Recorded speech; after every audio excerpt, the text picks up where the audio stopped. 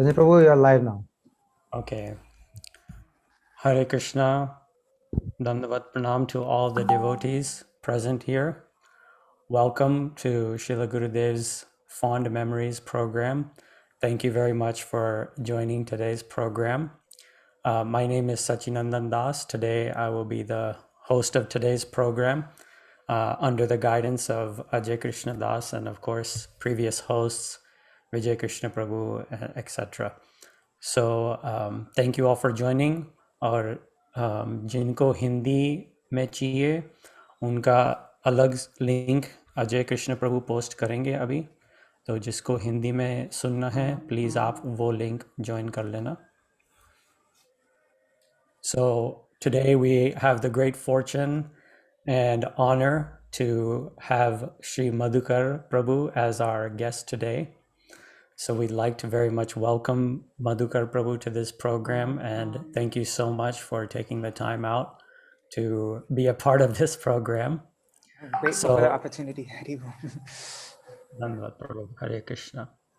So I would like to just briefly share with you a couple of minutes of my experience with Madhukar Prabhu and how I first met him and remember him. And I'll share a couple of photos actually in the beginning so that you all might see when I met him. So Madhukar Prabhu came, this was in 1997. Srila Gurudev came to Houston and stayed in our home. And I'm not sure if you remember this, Madhukar Prabhu, but you came with a van full of Gurukul kids along with Brajendra Nandan Prabhu at the time. And they drove all the way from California to attend Srila Gurudev's 1 week Bhagavad Sapta in Houston.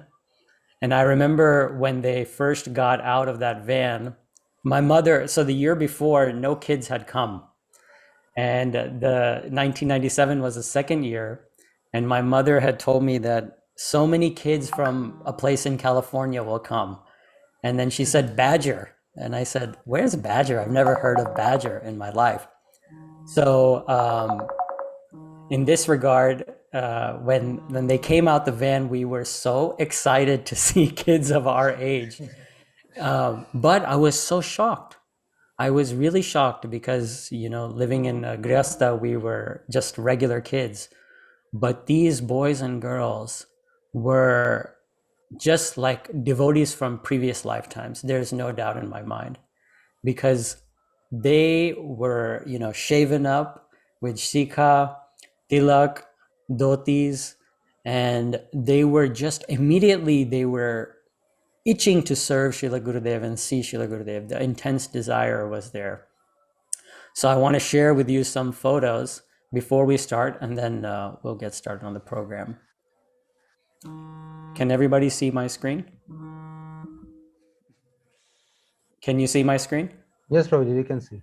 Okay, so this is a picture. You can see that Madhukar Prabhu, as a very young boy, was born into a devotee family. His whole family was devotees. And you can see so sincere at a very young age, you know, with mala in hand and, of course, parents to guide him. That's your older sister, Madhukar Prabhu? Yes, Korangi, yes. Yes, so these beautiful pictures we saw, and then I'll just go on here. You can see at a very young age the association of Srila Gurudev. And I believe he's putting the Tulsi Mala on Yes, Madhukar. that is when I got Harinam, yeah. Yes. So here you can see again, this is your father, Prabhuji? Yes, my father. Yes. So you can see Gurudev so carefully, very sweetly putting on. And again, you can see that he's very close to Srila Gurudev in this picture, as well as, yeah, oh, sorry. In this picture, you can see amidst a sea of adults, Madhukar right here in the next to Srila Gurudev walking. And I guess this must be a morning walk or early afternoon walk. I don't remember. Yeah, so, but he he was describing to me how he always used to want to be walking beside Srila Gurudev, even during parikrama time. And then again here, you can see Madhukar on the right, playing the kartals. So also always in the front near Srila Gurudev. And this was the group of Where did you get all these pictures? this was the group of Badger boys. Actually, this is pretty much the group. I would say more than 50% of this group. You may recognize so many faces, but this is pretty much 50% of this group came to Houston. So you can see such a young boys, you know, trained up so nicely, and how they became. Who's in the front smiling so much? Prem Pradeep. Prem Pradeep. Prem Pradeep. Prem Pradeep. Oh, okay. Damodar is in the back. Abhiram here. Those are the ones I recognize. Oh, and Gopal younger brother. Yes, and yes. Rasik Mohan. Yeah. Oh, wow. Rasik Mohan. Yeah. So these are very beautiful pictures. And we'll talk about this later. So with that, I would like to start this program with Jayadwani. So we always begin this program with Jayadwani. So Jai Shri Guru Gauranga Gandharvika Giridhari Shri Shri Radha Vinod Bihari Ji Ki Jai. Shri Shri Radha Madhav Ki Jai. Shri Shri Radha Govinda Ji Ki Jai. Jai. Jai Nitila Vishnom Vishnupad Paramahamsa Rajgacharya Stotra Shri Shri Madhav Bhakti Vedant Narayan Goswami Guru Maharaj Ki Jai. Jai. Jai Nitila Vishnu Vishnupad Stotra Shri Shri Madhav Bhakti Vedanta Vaman Goswami Maharaj Ki Jai.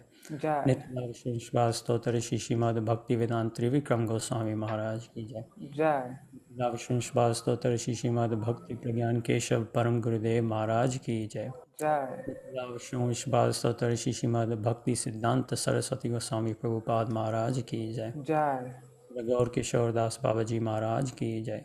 Jai. सप्तम गोस्वामी श्री भक्ति विनोद ठाकुर की जय। Jai. वैष्णव सर्वम श्री जगन्नाथ दास बाबा जी महाराज की जय। जय रूप सनातन भट्ट रघुनाथ गोपाल भट्टदास रघुनाथ गोस्वामी प्रभु की जय। श्री गौड़िया गुरु वर्ग की जय। अनंत कोटि वैष्णव वृंद की जय। समागत भक्त वृंद की जय। श्री गुरुदेव मधुर स्मृतियाँ प्रोग्राम की जय। श्री मधुकर प्रभु की जय। गौर हरि हरि बोल। Hari Hari Bo. So again, I would like to very much welcome Madhukar Prabhu as our honored and revered guest today for today's Fond Memories of Srila Gurudev program. And I would like to request him to please, if he would like to sing the Kirtan now, he will be singing Gurudev Kripa Bindu Diya, is that correct? Yes. And I will share my screen of the text for those who want to follow along.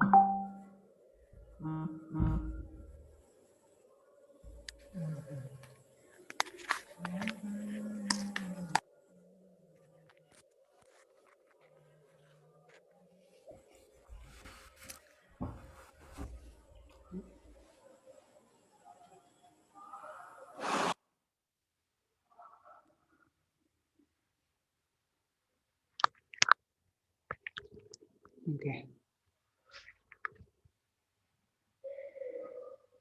So I'll start now. Yes, Prabhuji, you can Okay. start now. Okay. O Gurudev, Kripa Bindu Diya Karo Ekase Trinapekshayati Gurudev Kripa Bindu Diya Koro Ekase Trinapekshayati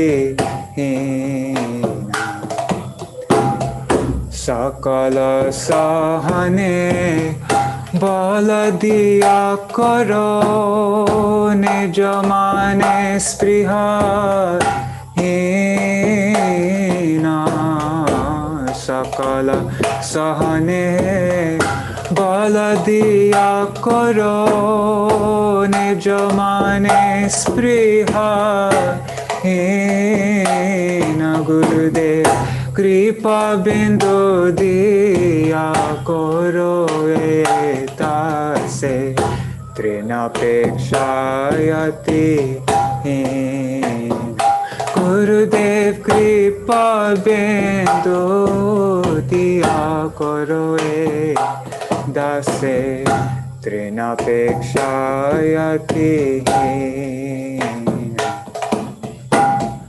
সকলে সমান করিতে শক্তি দেহ নাথ যত যত সকলে সমান করিতে শক্তি দেহ নাথ যত যত তবে তো গাইব হরি নাম সুকে অপরাধ হবে হঠাৎ তবে তো গাইব হরি নাম সুকে অপরাধ হবে হঠাৎ গুরুদেব কৃপা বিন্দু দিয়া করো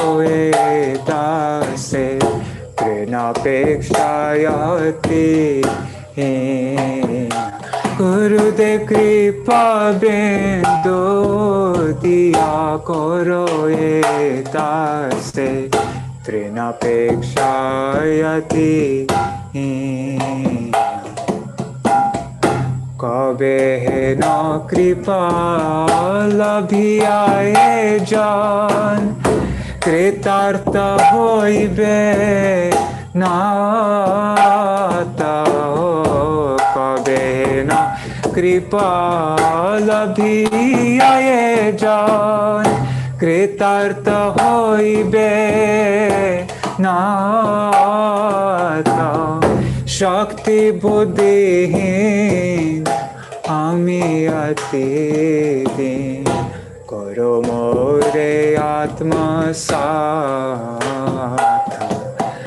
শক্তি বুদ্ধিহীন আমি অতি দিন করো মোরে আত্মসাৎ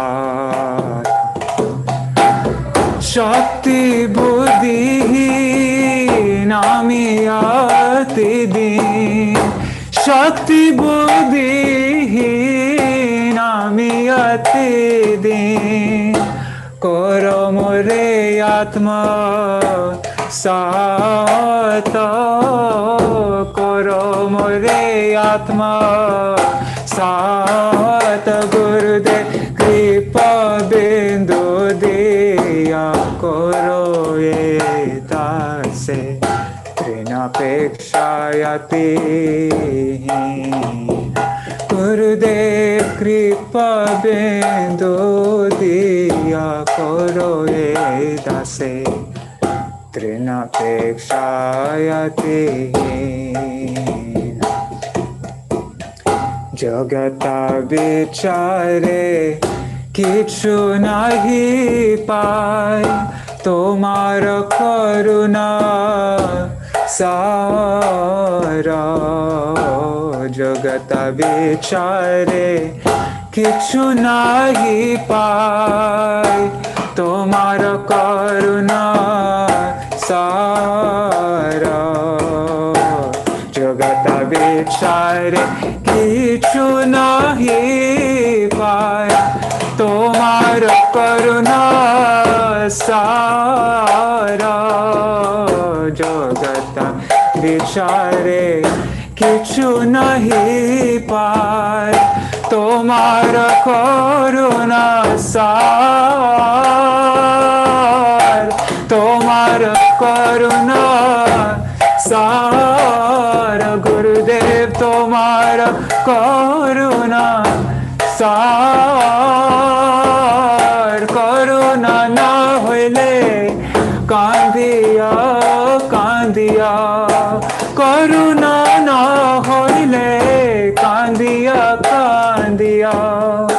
প্রাণ না রাখিব আর প্রাণ না রাখিব আর গুরুদেব কৃপা বিন্দু দিয়া করো এ দাসে অপেক্ষায়তে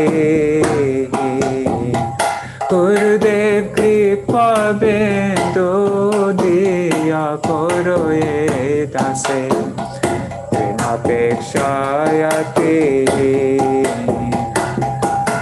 সকল সহনে বল দিয়া করো নিজ মানে স্পৃহ হীনা সকল সহনে বল দিয়া করো নিজ মানে স্পৃহ হীনা জয় গুরুদেব গুরুদেব গুরুদেব জয় গুরুদেব জয় গুরুদেব গুরুদেব গুরুদেব জয় জয় গুরুদেব গুরুদেব গুরুদেব গুরুদেব জয় গুরুদেব গুরুদেব গুরুদেব জয় জয় গুরুদেব হরে কৃষ্ণ কৃষ্ণ কৃষ্ণ হরে হরে হরে রাম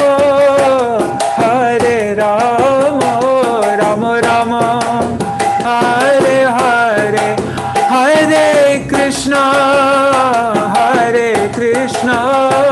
কৃষ্ণ কৃষ্ণ হরে হরে হরে রাম রাম রাম হরে হরে নিতাই গৌর হরি বল হরি বল হরি বল নিতাই গৌর হরি বল নিতাই গৌর হরি বল হরি বল হরি বল হরি বল শ্রী নিতাই গৌর প্রেমানন্দে হরি হরি বল.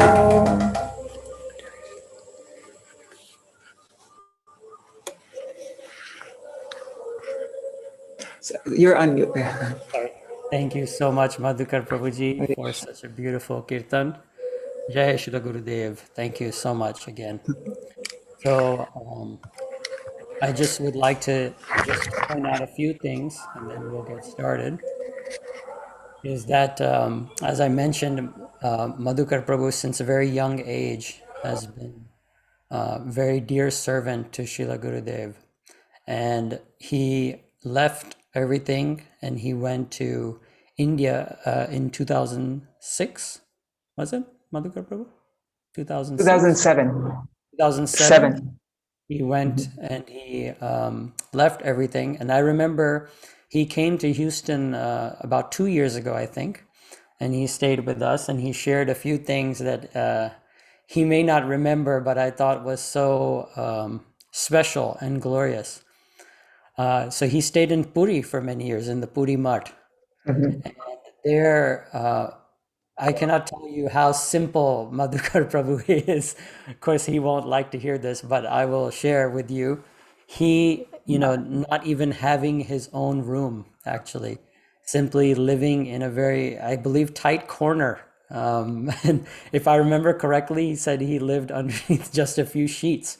Having such a small, simple thing, but always serving, singing kirtans and bhajans like the one you just heard.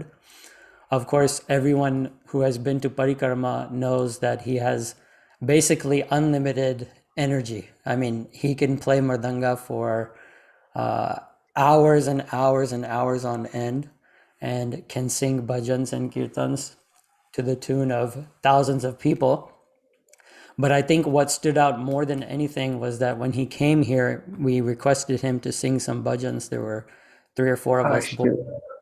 And one thing is that he always paid attention to the mood of the acharyas while singing. It wasn't about how it sounded, even though, of course, he has such a melodious voice and But it wasn't about that. He always was sharing, oh, how beautiful, how deep the moods are in each bhajan. So with that, I think he's extremely fond of kirtan. And I think that may have been the inspiration for him to create the Gaudiya Kirtan app. So for those of you who don't know about this, the Gaudiya Kirtan app is a Android and iPhone app, I believe. I know Android for sure. Android Yeah, I and think iPhone so. app, which contains all of the bhajans. It's basically the Gaudiya Giti Guch in a app form, but it's interactive in the sense there is so many different kirtans you can download for each bhajan, so many different singers, all the translations are there, all the moods are there. So it's a very beautiful and well done app, and it's been downloaded, of course, tens of thousands of times by devotees all over the world. And I just want to say, thank you for doing that seva, because that is a seva that all of us appreciate. So So there's a whole without, team working on it. It wasn't just me, but yeah, a lot of devotees.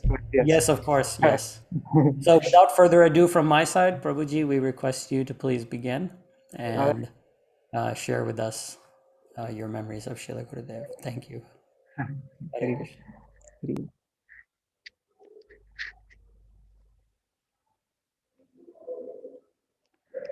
Om Jnanatimirandasya Jnananjana Shalakaya Chakshurunmilitam Yena Tasmai Shri Guruve Namaha. Nama Om Vishnu Padaya Radhikaya Priyatmane Shri Srimad Bhakti Vedanta Narayaniti Namine Vandeham Shri Guru Varam Shri Rupanuga Prabharam Vrajarasa Rasikam Cha Narayanam Tam Prapannam Shri Guru Charanam Vande Ramana Preshtaya Bhutale Shri Rupanuga Bhaktirang Cha Kripa Murti Narayanam Guruve Gaurachandraya Radhikaya Tadalai Krishnaya Krishna Bhaktaya Tar Bhaktaya Namo Namaha Namo Mahavadanyaya Krishna Prema Pradayate Krishnaya Krishna Chaitanya Namne Gauratishe Namaha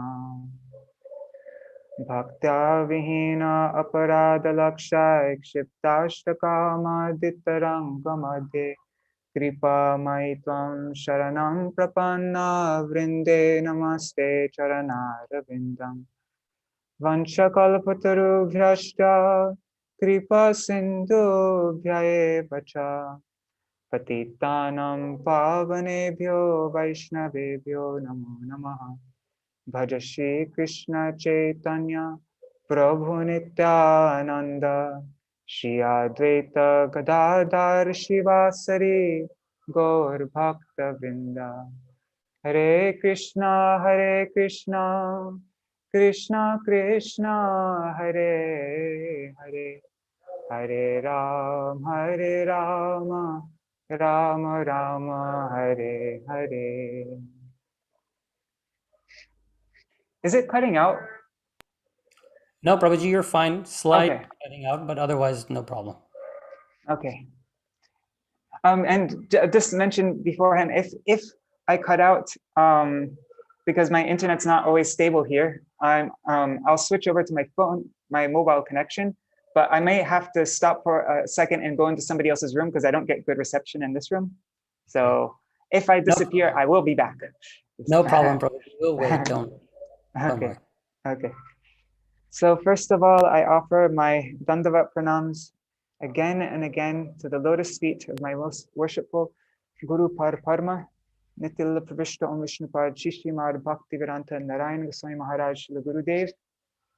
And I offer the same amount of obeisances onto my Gurudev's dear godbrothers, Srila Bhaktivedanta Trivik Goswami Maharaj and Srila Bhaktivedanta Vaman Goswami Maharaj, and to all my Rupanuga Gaudiya Guru Varga, and to Srila Prabhupada, Srila Bhaktivedanta Swami Prabhupada, my Param Gurudev, my Rupanuga Gaudiya Guru Varga, and to all the, then I offer my pranams to all this, my Gurudev's large family, all the senior sannyasis and senior devotees, and all my mothers, fathers, brothers, sisters, my pranam to everybody, anybody who's even in any way has any respect for my Gurudev, I also offer my pranam to them.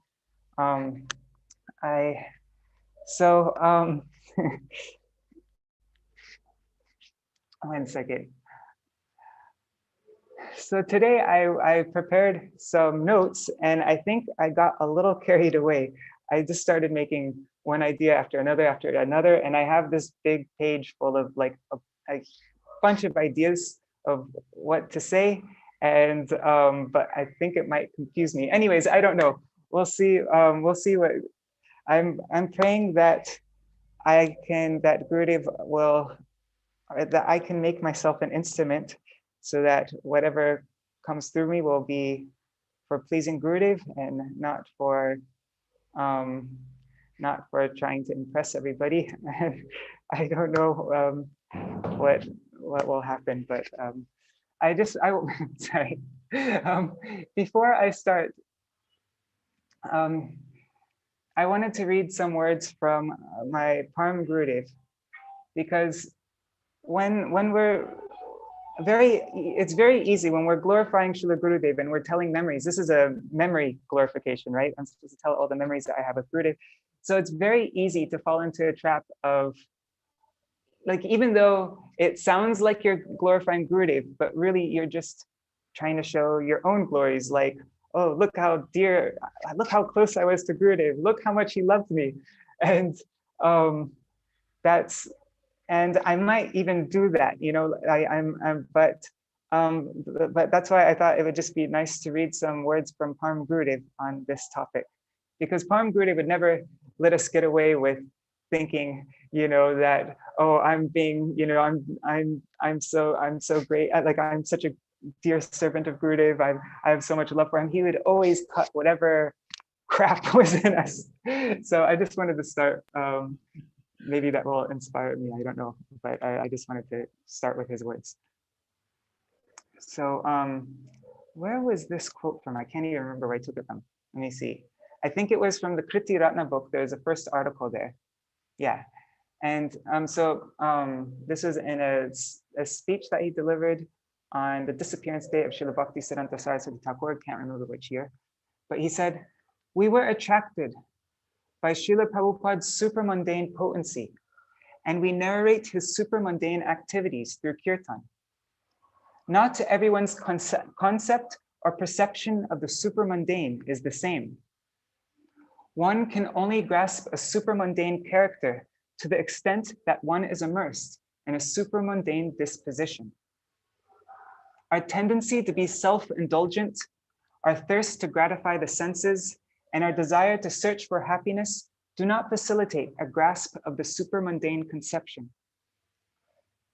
Whatever longing and separation, whatever viraha we may express via the above mentioned impulses, is but a reflection of enjoyment, bhog. The pleasure we experience when our enjoyment is curtailed cannot be called viraha. We experience separation when our pleasure, and then later on in the article he says, we experience separation when our pleasure is obstructed.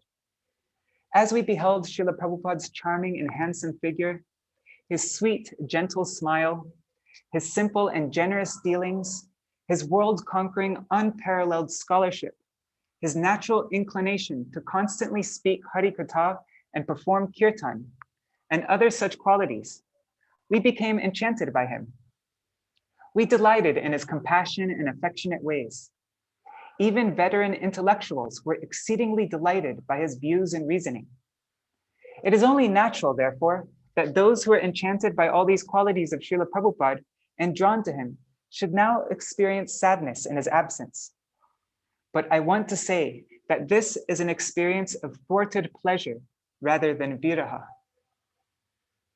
Gurudev was a good person. His dealings were nice. He used to help us so much and make us so happy. That is why we liked him so much. The sadness we now feel in his absence because we are not getting those things is merely kamana, lust, or desire, and bhog, enjoyment. And then in another article, my Param Gurudev says, in this, this is in the article, one must correctly identify Vaishnav. And he's talking about the Vaishnavas here, but this also equally applies to Gurudev, because Gurudev's, topmost Vaishnav. So yeah, so when you hear me say the word Vaishnav, just think of Gurudev. It is insufficient merely to dwell on how much the Vaishnavas love us or consider us to be their own. This is because the personal satisfaction that comes from thinking we are loved by the Vaishnavas is nothing but an external symptom of the desire for sense gratification, which lurks in the deepest region of our hearts. If instead we begin to measure how much we have become bound in affection to the Vaishnavas, it indicates that we are on our way to attaining the very perfection of all desires. Until we can identify Vaishnavas and develop an intimacy with them, in which we regard them as our bosom friends, we will be unable to realize their true nature of their affection for them. We'll be unable to realize the true nature of their affection for us. And later on in the article, he says, only to he who surrendered without duplicity are all the virtues of a Vaishnava revealed in their true aspect. Such a person alone beholds the transcendental and extraordinary qualities of a Vaishnava without likening them to mundane qualities and thus inviting offenses. But we are devoid of a service attitude, and therefore we cannot comprehend the secret of recognizing a Vaishnava by his Vaishnavata, which means his exclusive dedication to the service of Vishnu. All too often, we are attracted by a Vaishnava's other qualities, like his ample affection. We praise his patience, his tolerance, and other external virtues. But we should bear in mind that a Vaishnava's qualities are not objects for a sense gratification.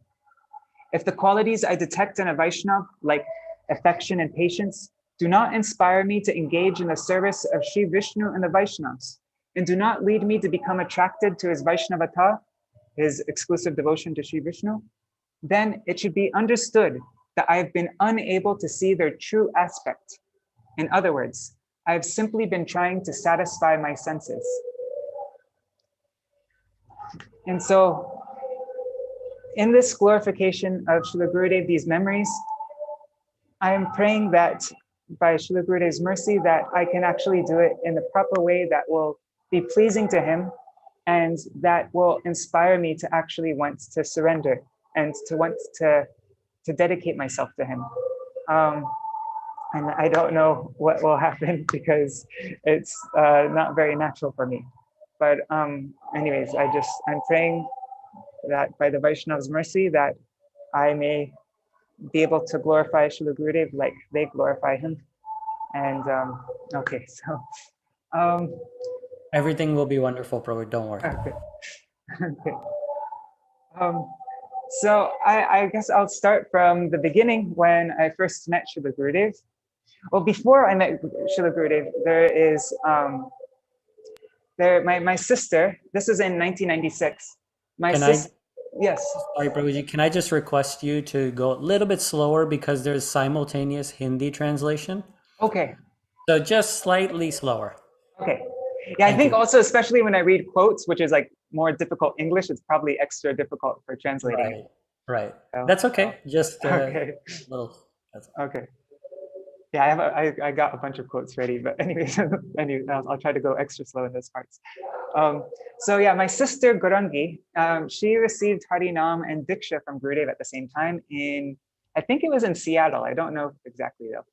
And she also traveled with my Srila Gurudev from 1996. She went on the world tour with him all over in 1996, 1997, and 98.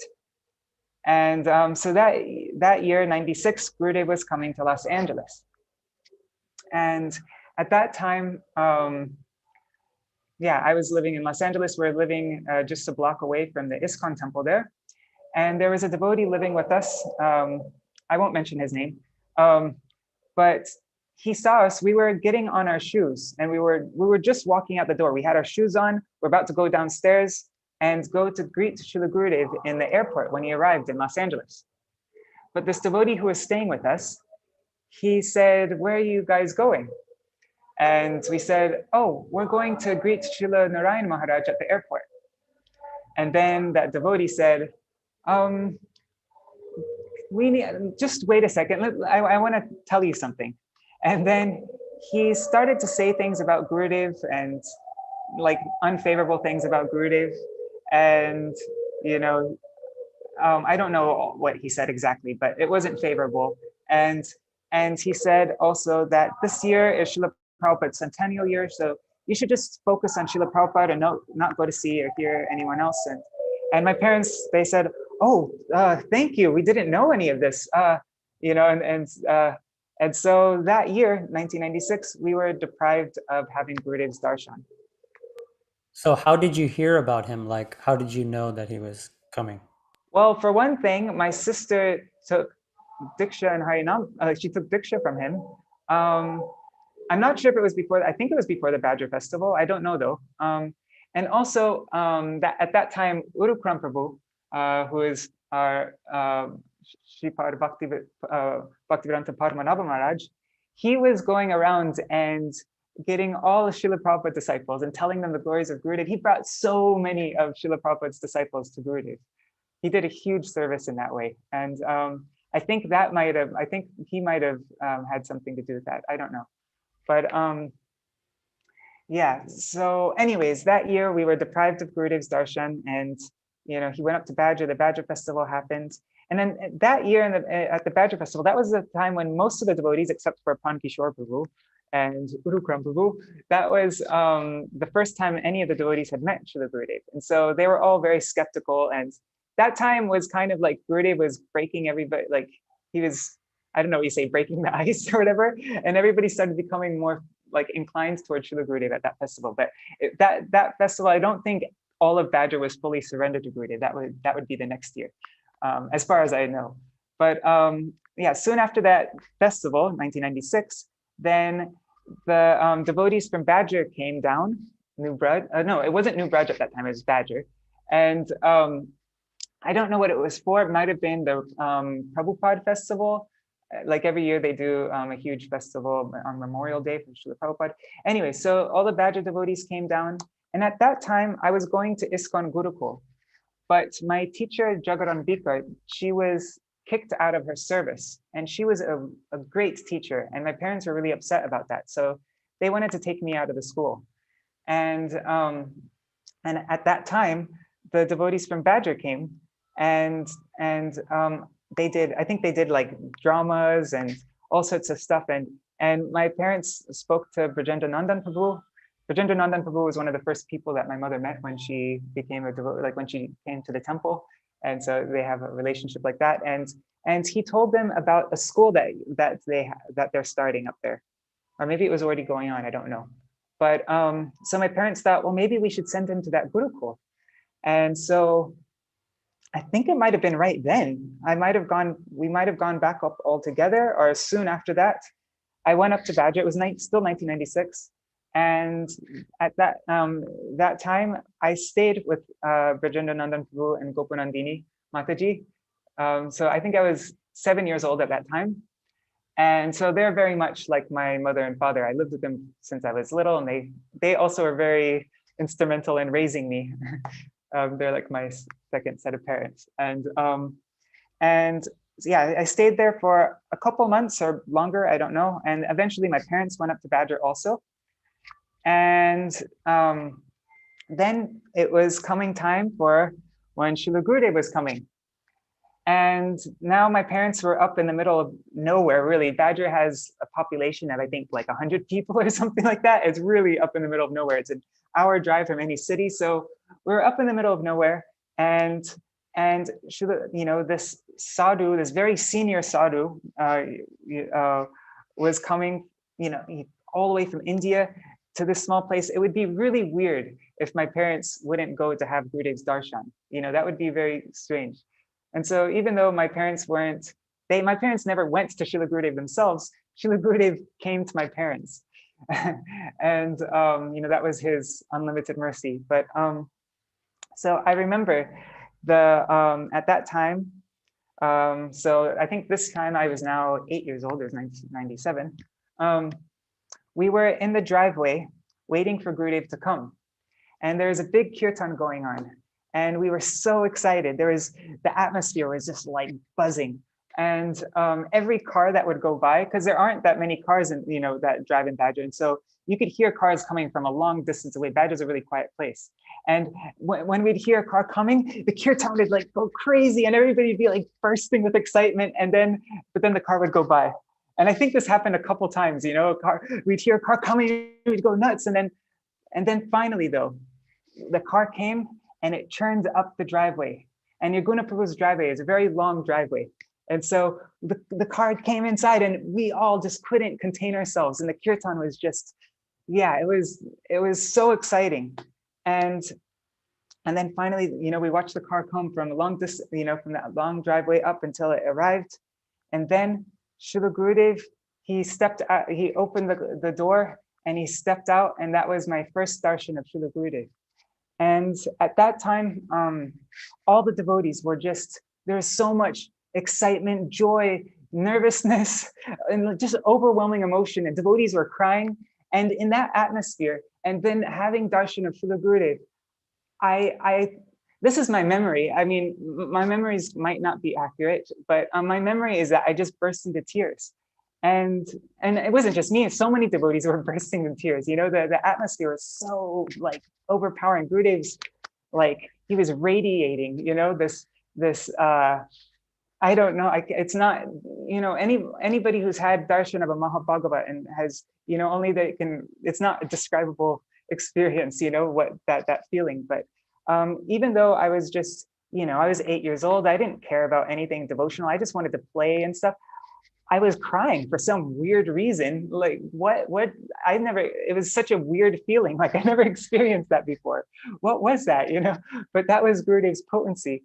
And he had that effect on everybody. It wasn't just me. There's videos of there's a video of when Gurudev first arrived in 1997. And yeah, you can just see it was amazing. And so,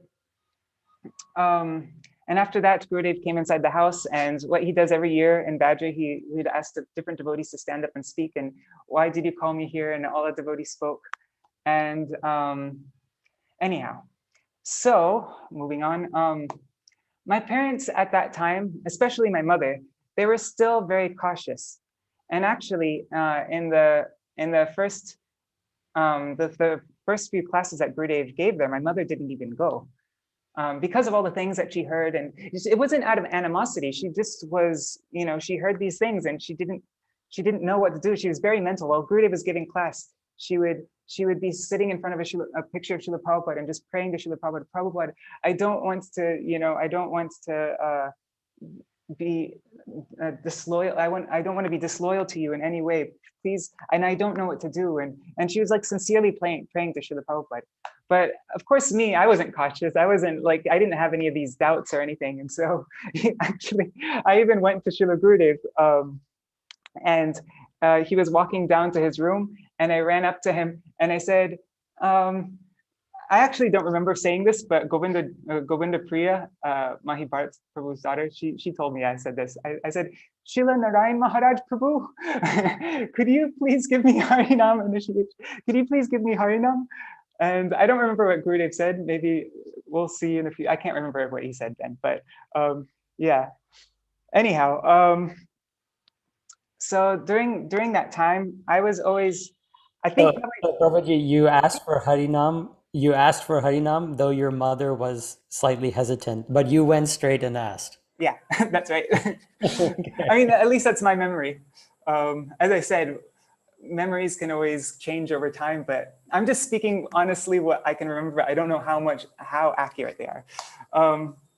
But yeah, and so, and all of the classes, I was always trying to sit up in the front, and it's probably to get attention and to make everybody think I was a really good boy and stuff. But I'm happy I did that, because later on, my mother saw that I was actually really serious about it, and she allowed me to get Harinam. But anyhow, so in the first few classes, I think that year, 1997, Gurudev was speaking about nectar of instruction. That was the book Essence of All Advice. I think that's from 1997. Yeah, it was. And so my dad was going for the classes, and my dad told my mother, you know, just come. He's just speaking from Srila Prabhupada's Nectar of Instruction.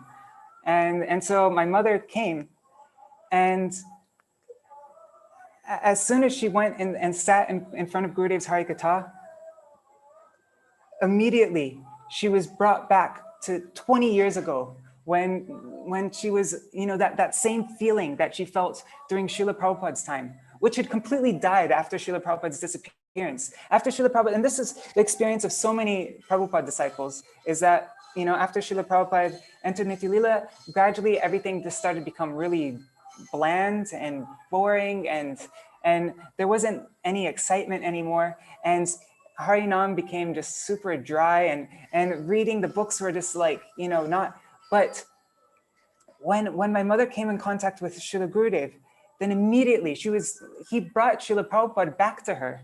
And she had the exact same feelings, the exact same excitement and enthusiasm and connection with Srila Prabhupada that she had in the 70s.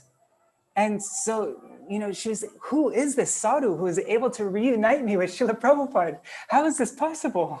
And, you know, it was just, my mother was completely transformed, and there was zero doubt that, you know, that anything that she heard about Gurudev, that he was taking Srila Prabhupada's disciples away, and all of that was completely destroyed by coming in contact with Srila Gurudev. And that's because she didn't have any animosity towards Srila Gurudev. She was feeling cautious, but not animosity. And so anybody who came to Gurudev with some sincerity, even if they were like, you know, afraid, but if they were sincere, then Srila Gurudev would completely transform them. And there's so many stories like that of people coming to Gurudev with like that and being, right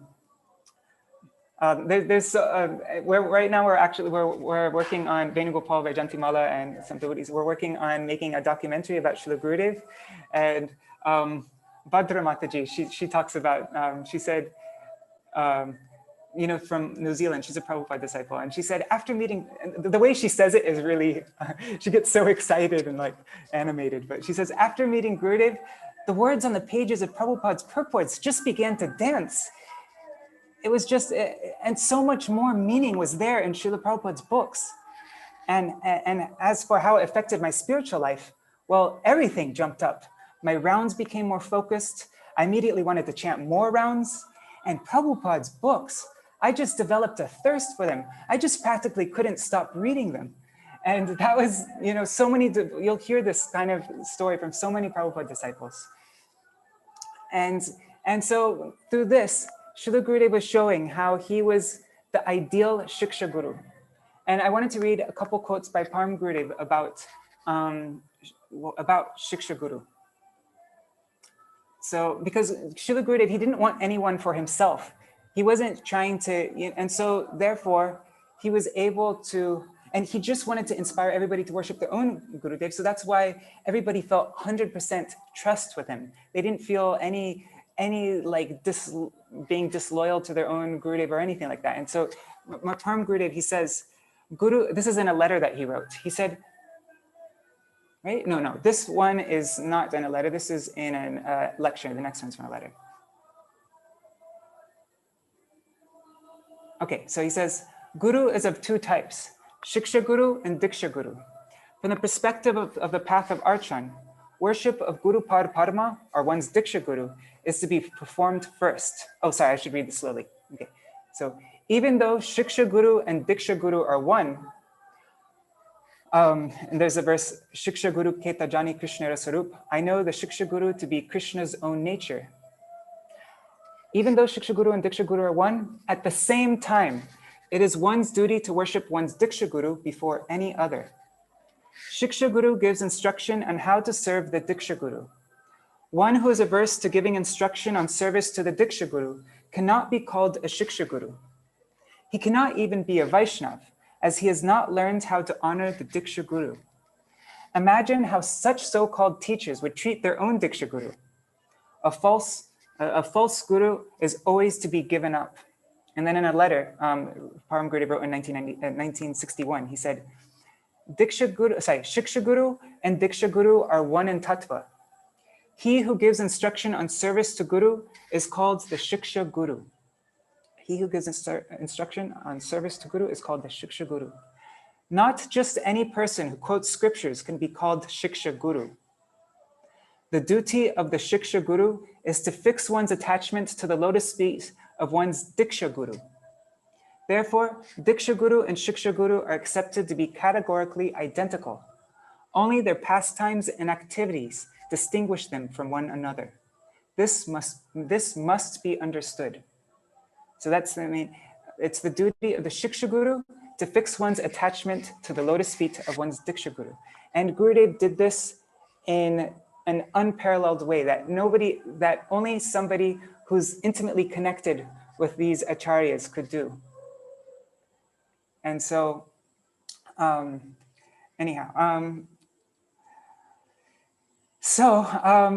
transformed everybody in that festival. Actually, after that, Badger became, I think that's when Badger became New Braj. That's when Gurudev gave the name New Braj.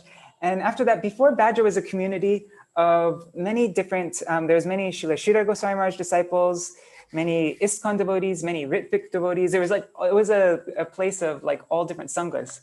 But after that, after Gurudev's, that time in 1997, Gurudev completely, he transformed everybody there.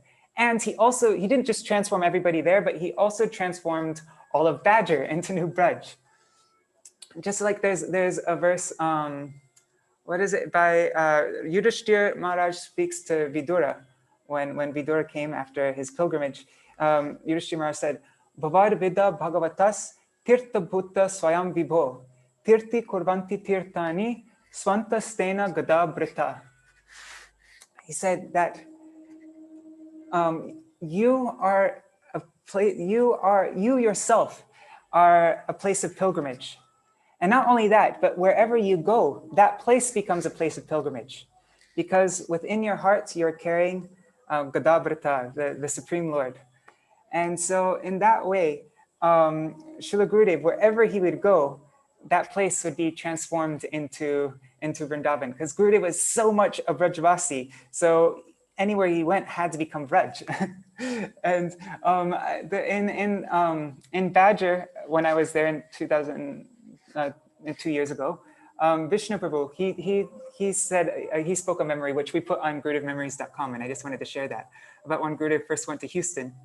I'm just going to read what he said directly. He said, I got to drive Srila Gurudev back from the airport when Gurudev, I guess this is 1996, the first time Gurudev went to Houston, right? Or is it? Yeah. So, and Vishnu Prabhu said, in my foolishness, I thought Gurudev is coming to America for the first time. And generally people get very excited to see the freeway here and the roads and on the roads, because in India, the roads are so bad. And even the roads in England are not as amazing as the roads in the US. Especially Houston has amazing wide freeways. So I said to Gurudev, Gurudev, how do you like the roads here? And then Gurudev said, I'm only seeing Man Gali, Prem Gali. What roads? And so like this, Srila Gurudev saw Braj everywhere. And he really saw it. It was not theoretical. He lived in Vrindavan because he carried Vrindavan in his heart. And he wanted to give Vrindavan to all of us. And so no matter what circumstance he was in, Srila Vaman Goswami Maharaj, he wrote in a letter to Umudidi. Right now we're working on a letter book by Srila Vaman Goswami Maharaj. So I just read this. Srila Vaman Goswami Maharaj said, sadhus who see all as equal remain overwhelmed by transcendental emotion and see and accept any circumstance and any environment as favorable to their bhajan. And there's a famous saying, you can take a tiger out of the jungle, but you can't take the jungle out of the tiger. And so wherever he was so deeply immersed in this mood of Raj that mood would permeate the environment around him wherever he went. And so anyone who was around Srila Gurudev, they too would feel like they were in Vrindavan. And Gurudev's, his mood was so permeated around New Braj that even to this day, that New Braj feels like a holy place. It feels like a tirtha. It doesn't, that's the only place outside of India where I actually feel like I'm in the Dham. And because that was Gurudev's potency. Actually, what is it? Bhaktivinoda Thakur, he writes, Jatai Vaishnava Gan, Se Stan Vrindavan, Se Stane Ananda Ashesh. Wherever the Vaishnavas are, that place is Vrindavan. And in that place is unlimited joy. So, after that festival is the time when all the other devotees, if they didn't fully surrender to Gurudev, then they kind of just left Badger. Badger became exclusively Gurudev's. There might have been like a couple devotees still up there that weren't, fully surrendered to Gurudev, but the majority of them, if they weren't into Gurudev, they left. Because Badger was Gurudev's fully. Everybody was completely transformed, and it was like they had a new birth. And the people that they were before the festival, that was like a different identity even. And so, and everybody went a little crazy actually. Like, even though everybody, up in Badger, nobody has jobs and you can't make much money. Everybody's super poor in Badger, but everybody somehow or other, or a lot of devotees, they somehow or other got tickets to go for Kartik. My parents also, they sold their car. They got rid of their apartment in Los Angeles. My dad was working for a big law firm, editing. He had for a long time, he had a really good position there, but he gave up his job. My mother gave up her art class teaching, and we just went nuts. And we went to India to be with that person who reunited them with Srila Prabhupada. They wanted to be with him. They didn't want to leave him. And so that year in 1997, we all went for Kartik. And we stayed there for a few months. I think three months. We were there for Chaturmasya and then Kartik, I think. And that year, Rajmandal Parikrama, Srila Charikram Goswami Maharaj was there, and this was a special. There are so many specialities of Gurudev, and one of them was that he put so much emphasis on Rajmandal Parikrama, and he really urged everybody to make it to Vrindavan in some way or other. Even though it might be difficult, you just need to get there somehow. And when you come, you should bring more people with you. Like he always wanted everybody to go to Vraj, because in Vraj, then we're not supposed to go to the Dham alone. That's useless. Like Srila Narottam Das Thakur, he says, Tirtha Yatra Parishram Kevala Maner Brahm. Just going on pilgrimage is simply useless labor. It is only another kind of satisfaction for the bewildered mind. But with Gurudev, he would bring us to these places and he would speak Harikatha, and he'd bring out we would see we'd have darshan of the places, not through our eyes, but through his Harikatha. And being at those places under Gurudev, it was so powerful, and it would leave such strong impressions, so that when we left the Dham, then we can start to remember the Dham. And one time somebody went to Gurudev and said, Gurudev, when I chant Harinam, my mind goes here and there. I can't focus. My mind thinks of all the worst things just when I chant. And then Gurudev said, don't worry. Wandering it's okay if your mind wanders when you chant Harinam. My mind also wanders. Sometimes my mind goes to Vamsivat, sometimes to Sevakunj, sometimes it goes to Govardhan, sometimes to Radhakund and Shamakund, sometimes to Varshana. So it's no problem if your mind wanders, let it wander.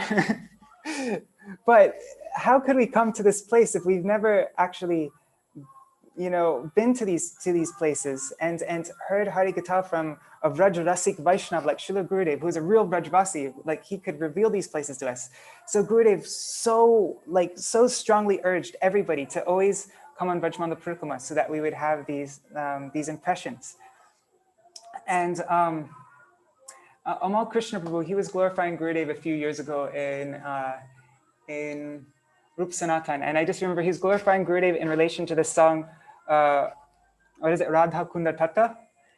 And I thought maybe we can sing it now. Is that okay? Because This is where Yes. Gurudev's absorption was in all these places.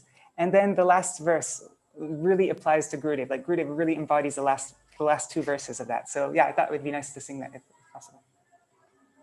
Okay. Yes, Prabhuji, of course. I will share the text in just a second. Okay, and I'll just while you're sharing that, Gurudev, he wrote in, where was it? God, I can't remember it. Anyways, sometime Gurudev spoke this in Harikatha. He said, those who want to do bhajan should always remember this song, always. Gurudev really loved this song. He'd have people sing it all the time. He'd have people explain it. And so he says, Srila Bhaktivinoda Thakur is telling us, "E saba chodata kahi nahi jao. E saba chodata para na harao." I refuse to go anywhere if this stimuli, if this udipan is not there. To abandon all these is to give up life itself. And so Srila Gurudev said, if this idea is present in the heart of any bhakta, then he can achieve all these things. If you cannot be at Radhakund, Shamakund, Giriraj Govardhan, at so many kunjas and kutiras at Radhakund, then be wherever you are and always remember them. Those who are most fortunate will be there.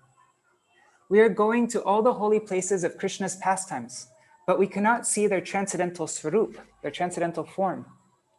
We can only imagine what they look like according to what we have heard.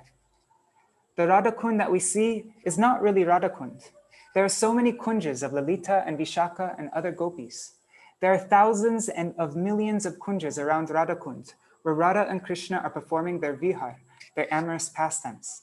But we cannot see them at present.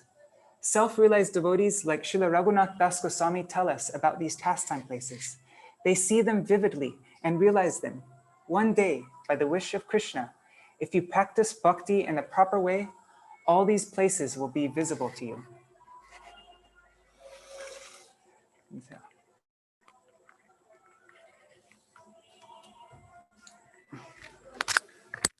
So because there isn't so much time, I think I'm just going to lead it, like, I'll just sing it one time without lead and response. Yes, I think that's a good idea. Okay. Ho Radha Kunda Tata Kunja Kutira Govardhana Parvata Yamuna Tera Kusuma Sarovara Manasa Ganga Kalinda Nandini Vipula Taranga Vangsivata Gokula Dhira Samira Vrindavana Tarulatika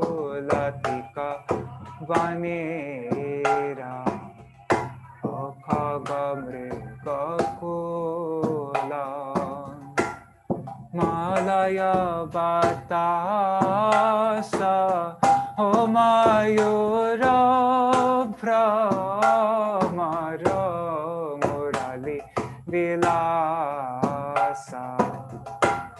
Mayura Brahmara Murali Vila. Sachin, move it to the next thing. Venu Shringa Padachina Megamala Venu Shringa Padachina Megamala Avasanta Shashanka Shanka Karatala Jugalavi Lase Anukula Jani Jugalavi Lase Anukula Jani lila vilasa udipakamani ye sab chodat kahi nahi jao ye sab chodat kahi nahi jao ye sab chodat paran harao ye sab chodat paran harao Bhakti vinoda kahe shuno kana Bhakti vinoda kahe shuno kana Tua udipaka hamara paran Tua udipaka hamara paran Radha kunda tata kunja kutira Govardhan Parvata Yamuna Tera. So this way, Gurudev, he couldn't, Esava Chodata Kahi Nahi Jao. Gurudev couldn't go anywhere, giving up all this Udipan. So therefore, wherever Gurudev went, he would bring all this Udipan with him, like we read, like we've been hearing. Because if Gurudev were to leave that Udipan, that would mean giving up his life. He wouldn't be able to survive without that. So he had to bring Vraj with him wherever he went. Let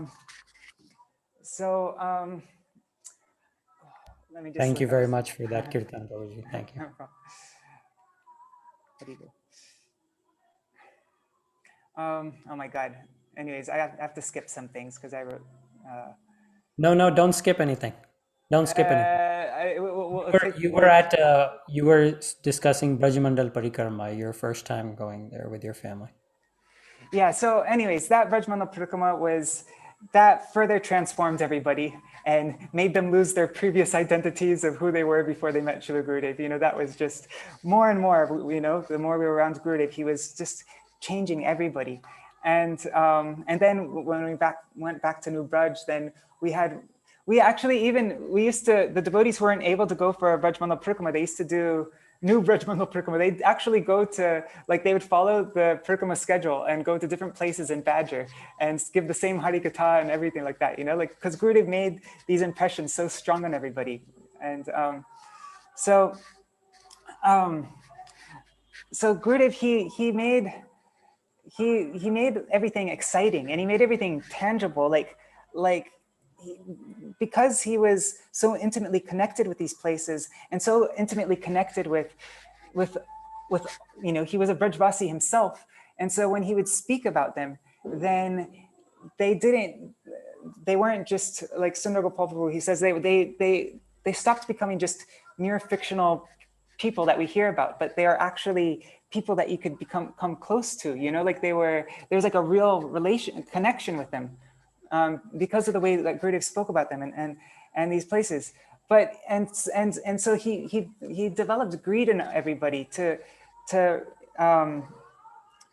this is something that's actually attainable, even though we weren't an illusion thinking that, you know, just by chanting a few rounds and following the temple program, following some rules and regulations that, you know, automatically we'll go back to Goloka. But no, he never put us in any illusion. And we were aware that it could be hundreds of lifetimes, but still, because we were connected, because of his connection, because he's here and he can bring me there. He's the most dependable guide. And so in that way, we felt like it was nothing, yes, it's possible. He can bring me. And so everybody would get this feeling of hope. And so it made everything so exciting.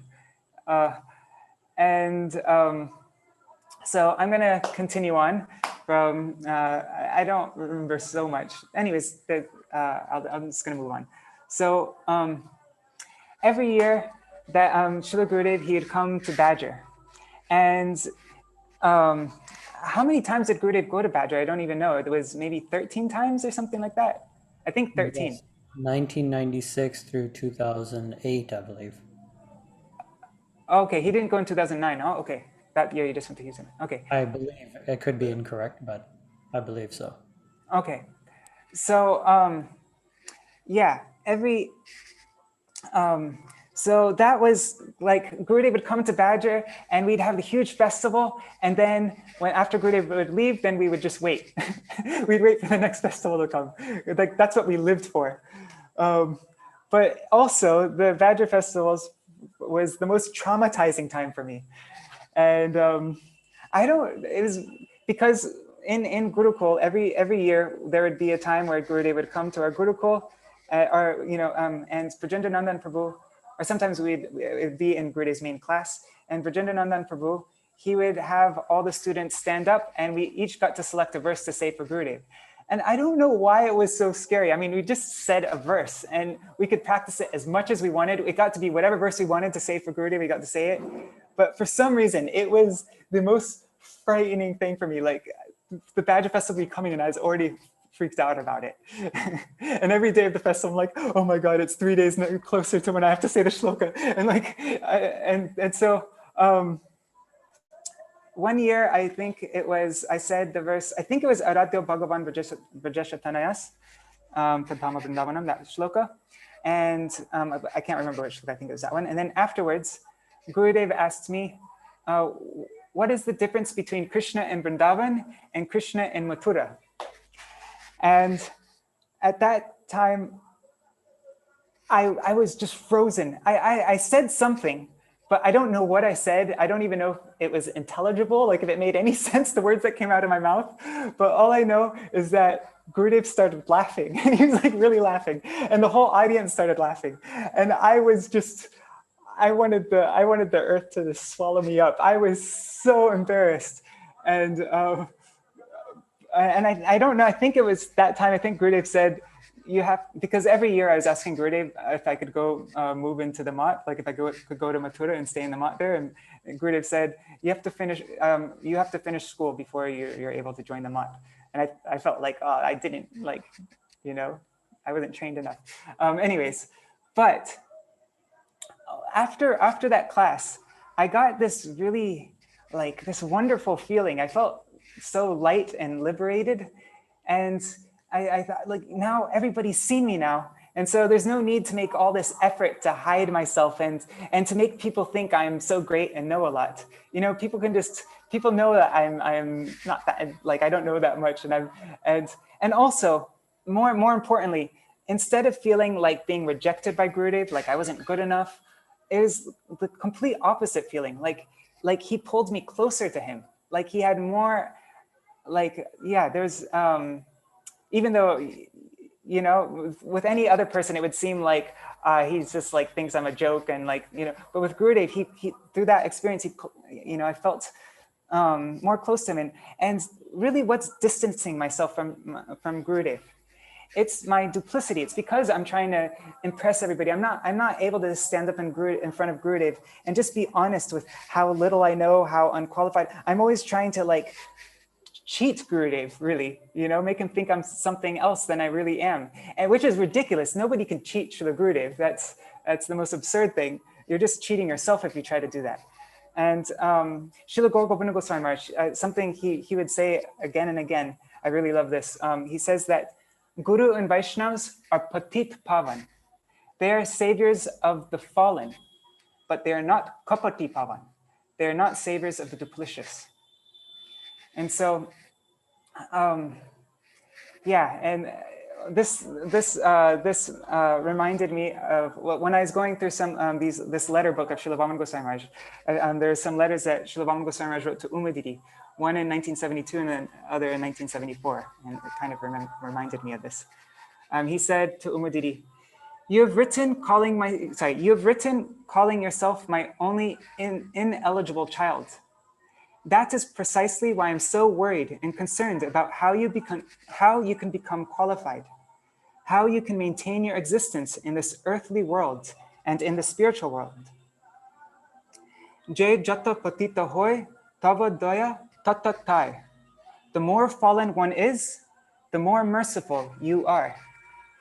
This statement proves that nurturing, caretaking teachers and guardians favor their youngest, most foolish children and keep a sharp, watchful eye on them. Expressing the feelings of the heart does not require a different sort of language. A toddler's incoherent babbling is the language of his heart, and that is how he draws everyone's attention. So our disqualification is what makes Gurudev even give us more attention, keeps a more watchful, sharp eye on us. And in another letter, Srila Bhaman Goswami Maharaj, he wrote Umudiri, he said, "There is no need for any sort of wisdom or knowledge in writing a letter. The mind's natural, simple expression manifests through the medium of a letter. Mood and language are the letter's vehicle. It does not care for any sort of academic qualification. Moreover, for a father, his child's half-garbled babbling is most delightful, and that neither flaw nor quality is taken into account.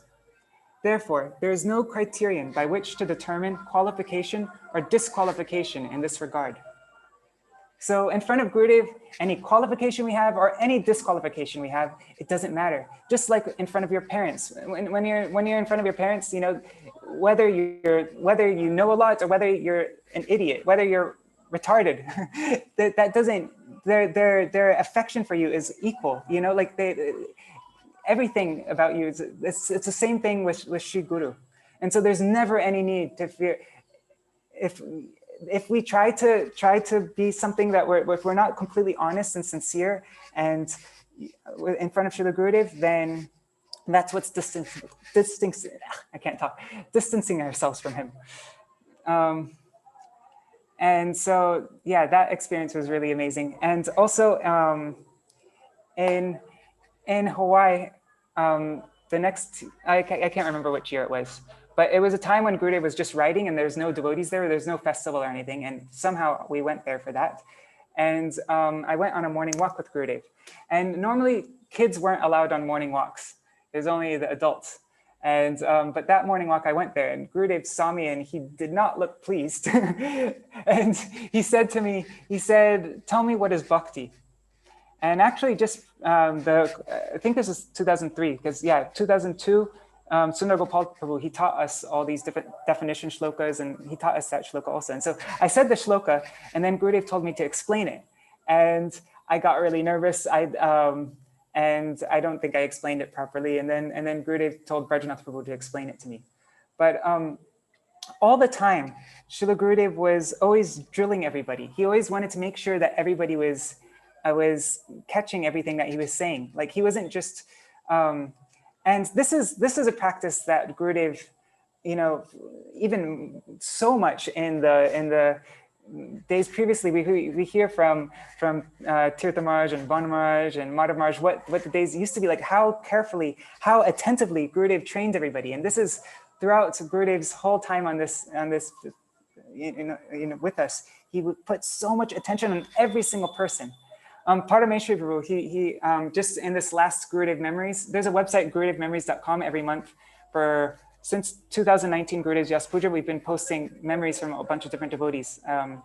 And this last one, Parameshwari Prabhu, he wrote, he spoke, a truly amazing thing was that even though Srila Maharaj was so strict outwardly, brahmacharis who wanted to engage in sadhana wanted to stay with him and only him. When we would go to Navadvip, then the brahmacharis there would say, "You're so fortunate that you're getting the opportunity to live in Srila Maharaj's association." It was the common notion at that time that if someone wanted to deeply learn something about spiritual life, then he would have to go to be with Srila Maharaj. And what to speak of the brahmacharis, even Srila Maharaj's own sannyasi godbrothers were very nervous around him. But this fear of theirs was an expression of the honor they held in their hearts for Srila Maharaj. And we hear about how in those days in the Math, people would go all the way around, like Gurudev's room was right in the middle and between the Thakurji's, like in between Radha Vinod Bihari and the kitchen and everything else, all the rooms and stuff. And so people would often go all the way around the Math just to avoid walking in front of Gurudev's room, because as soon as somebody would come in front of Gurudev's room, Gurudev would stop them and say, you know, "What did I speak in this morning's class?" Ramananda, I think Ramananda just left, but I think he hasn't, you know, he had an experience of Gurudev having him stand up in front of everybody, right? And asking you, "What did I speak in this morning's class?" And yeah, Gurudev was always drilling everybody. All the it didn't matter. It wasn't just the big sannyasis and the big preachers, but he would have the kids stand up and speak. He'd have all housewives stand up and speak. He would have any person stand up. And so in that way, everybody was always like afraid, you know, and everybody pay attention in Gurudev's class because he's going to drill me on this. But it also created a lot of excitement, and people would absorb themselves in Harikatha because that was, Gurudev gave so much. Oh, sorry, I'm talking too fast. That's okay. That's okay. Yeah. And lots of times when he'd have somebody when he'd have people stand up and speak, like his sannyasis, he'd even have like, you know, his most senior sannyasis, you know, he'd have Madhav Maharaj stand up and speak. And if it wasn't exactly what Gurudev wanted him to say, like the exact precise point Gurudev wanted him to make, then he'd even tell Madhav Maharaj to sit down. And then he'd have Aranya Maharaj, you know, who's like knew everything. And then he would cut him in the middle while he was speaking and he'd say, sit down. And then he'd call in another person. And sometimes he'd go for like 4 people like that. And everybody was just trembling. Oh my God, he's gonna call on me. I remember in Mathura and Keshivji Gaudiya Math during Janmashtami time, Gurudev would have everybody stand up. He'd have just the young brahmacharis stand up and speak also. And so I remember like hiding behind people because I didn't want Gurudev to see me. But in this way, through Gurudev's beautiful and attractive Harikatha and the way that he drilled us and really made sure that we understood everything, he developed a greed for Harikatha in everybody. And you can especially see this with, and also when Gurudev spoke Harikatha, anyway, no, I'll mention that point later. But this is a little bit of a side story. But when I was on Bengal Prachar with Tirtha Maharaj, I remember we were in Diamond Harbor. What year was this? I don't know, 2008 maybe. Okay. But all the villages, lots of them have British names because, you know, the British Raj and all that. But so in Diamond Harbor, that was my favorite place on all of Bengal Prachar. Bengal Prachar is really difficult, and we go to like the most poor villages, no electricity lots of times, no water, but Diamond Harbor was a really nice place. And the house there, Mithu Didi, she was such my favorite female singer, and they feed us so nicely, and it was like the highlight of the whole trip. But for Tirtha Maharaj, when we'd go there, he didn't get to speak as much Harikatha, and there weren't as many people there. And so he really didn't like it. and even though we'd only go there for 3 days, or like 2 days, that when we went there, one morning, Tirtha Maharaj, he told me, he said, hey Madhukar, come outside with me. And so then I went outside with him, and he said, we're going out just for a little while. And then when I went outside, I saw Tirtha Maharaj had a little bag with him. And Tirtha Maharaj said, you didn't bring a bag? And I was like, well, where are we going? You didn't tell me to bring a bag. And he's like, well, how could I tell you to bring a bag in front of all the people here? They wouldn't allow that. And so he just kind of snuck off without, and we got on a bus, and I had no idea where we were going, what was happening. And we went to this place called Kagti.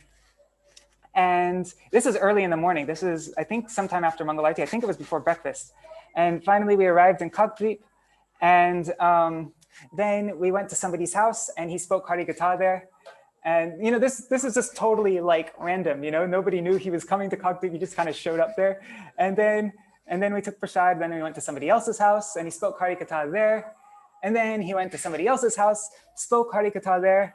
And the whole morning, all the way till lunchtime, he was just speaking Harikatha. And then we took lunch, and there's a little bed. Me and Tirtha Maharaj slept together in a bed there.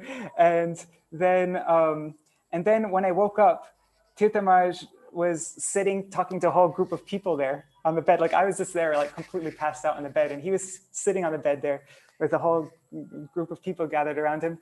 And so then he gave class there. And then right after that, they gave us some fruit or something. And then we started a program.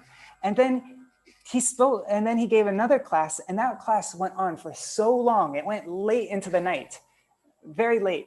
And then that nighttime when we took prasad late at night, I said, Maharaj, you didn't stop speaking Harikatha from like the very first thing in the morning all the way till late at night. Like he didn't stop. He stopped for like, I don't know how long he took a nap for because I was still sleeping, but yeah.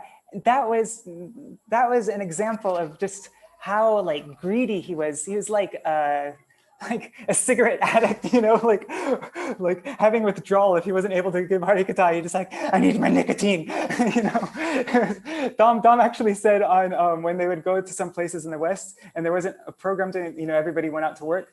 Tirthamaraj didn't know what to do with himself. He'd be like pacing back and forth, just like really agitated because he wasn't able to speak Harikata.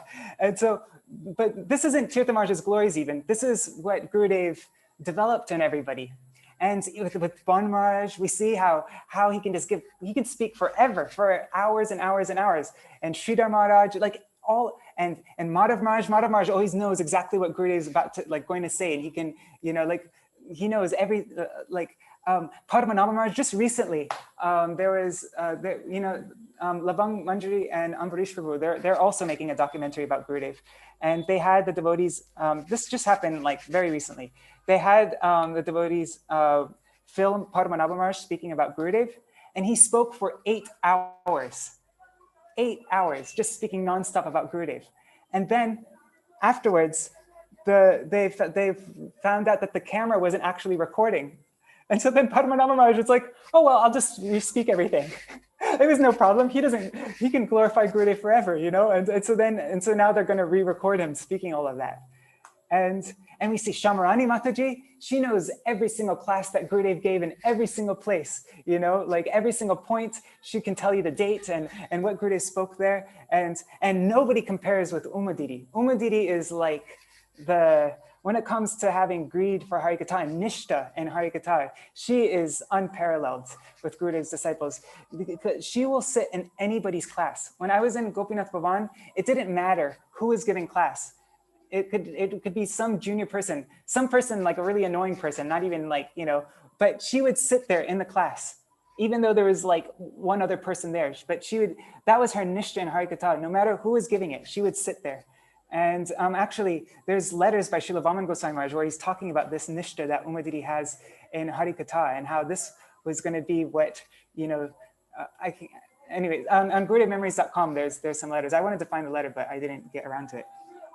Anyhow, but, and not only just in these big preachers and these big, but in everybody, he developed this greed for Harikata. And so it was so much like part of the culture. You don't see it like this same kind of level of excitement for Harikata and other sanghas and elsewhere. It was something very unique to Gurudev.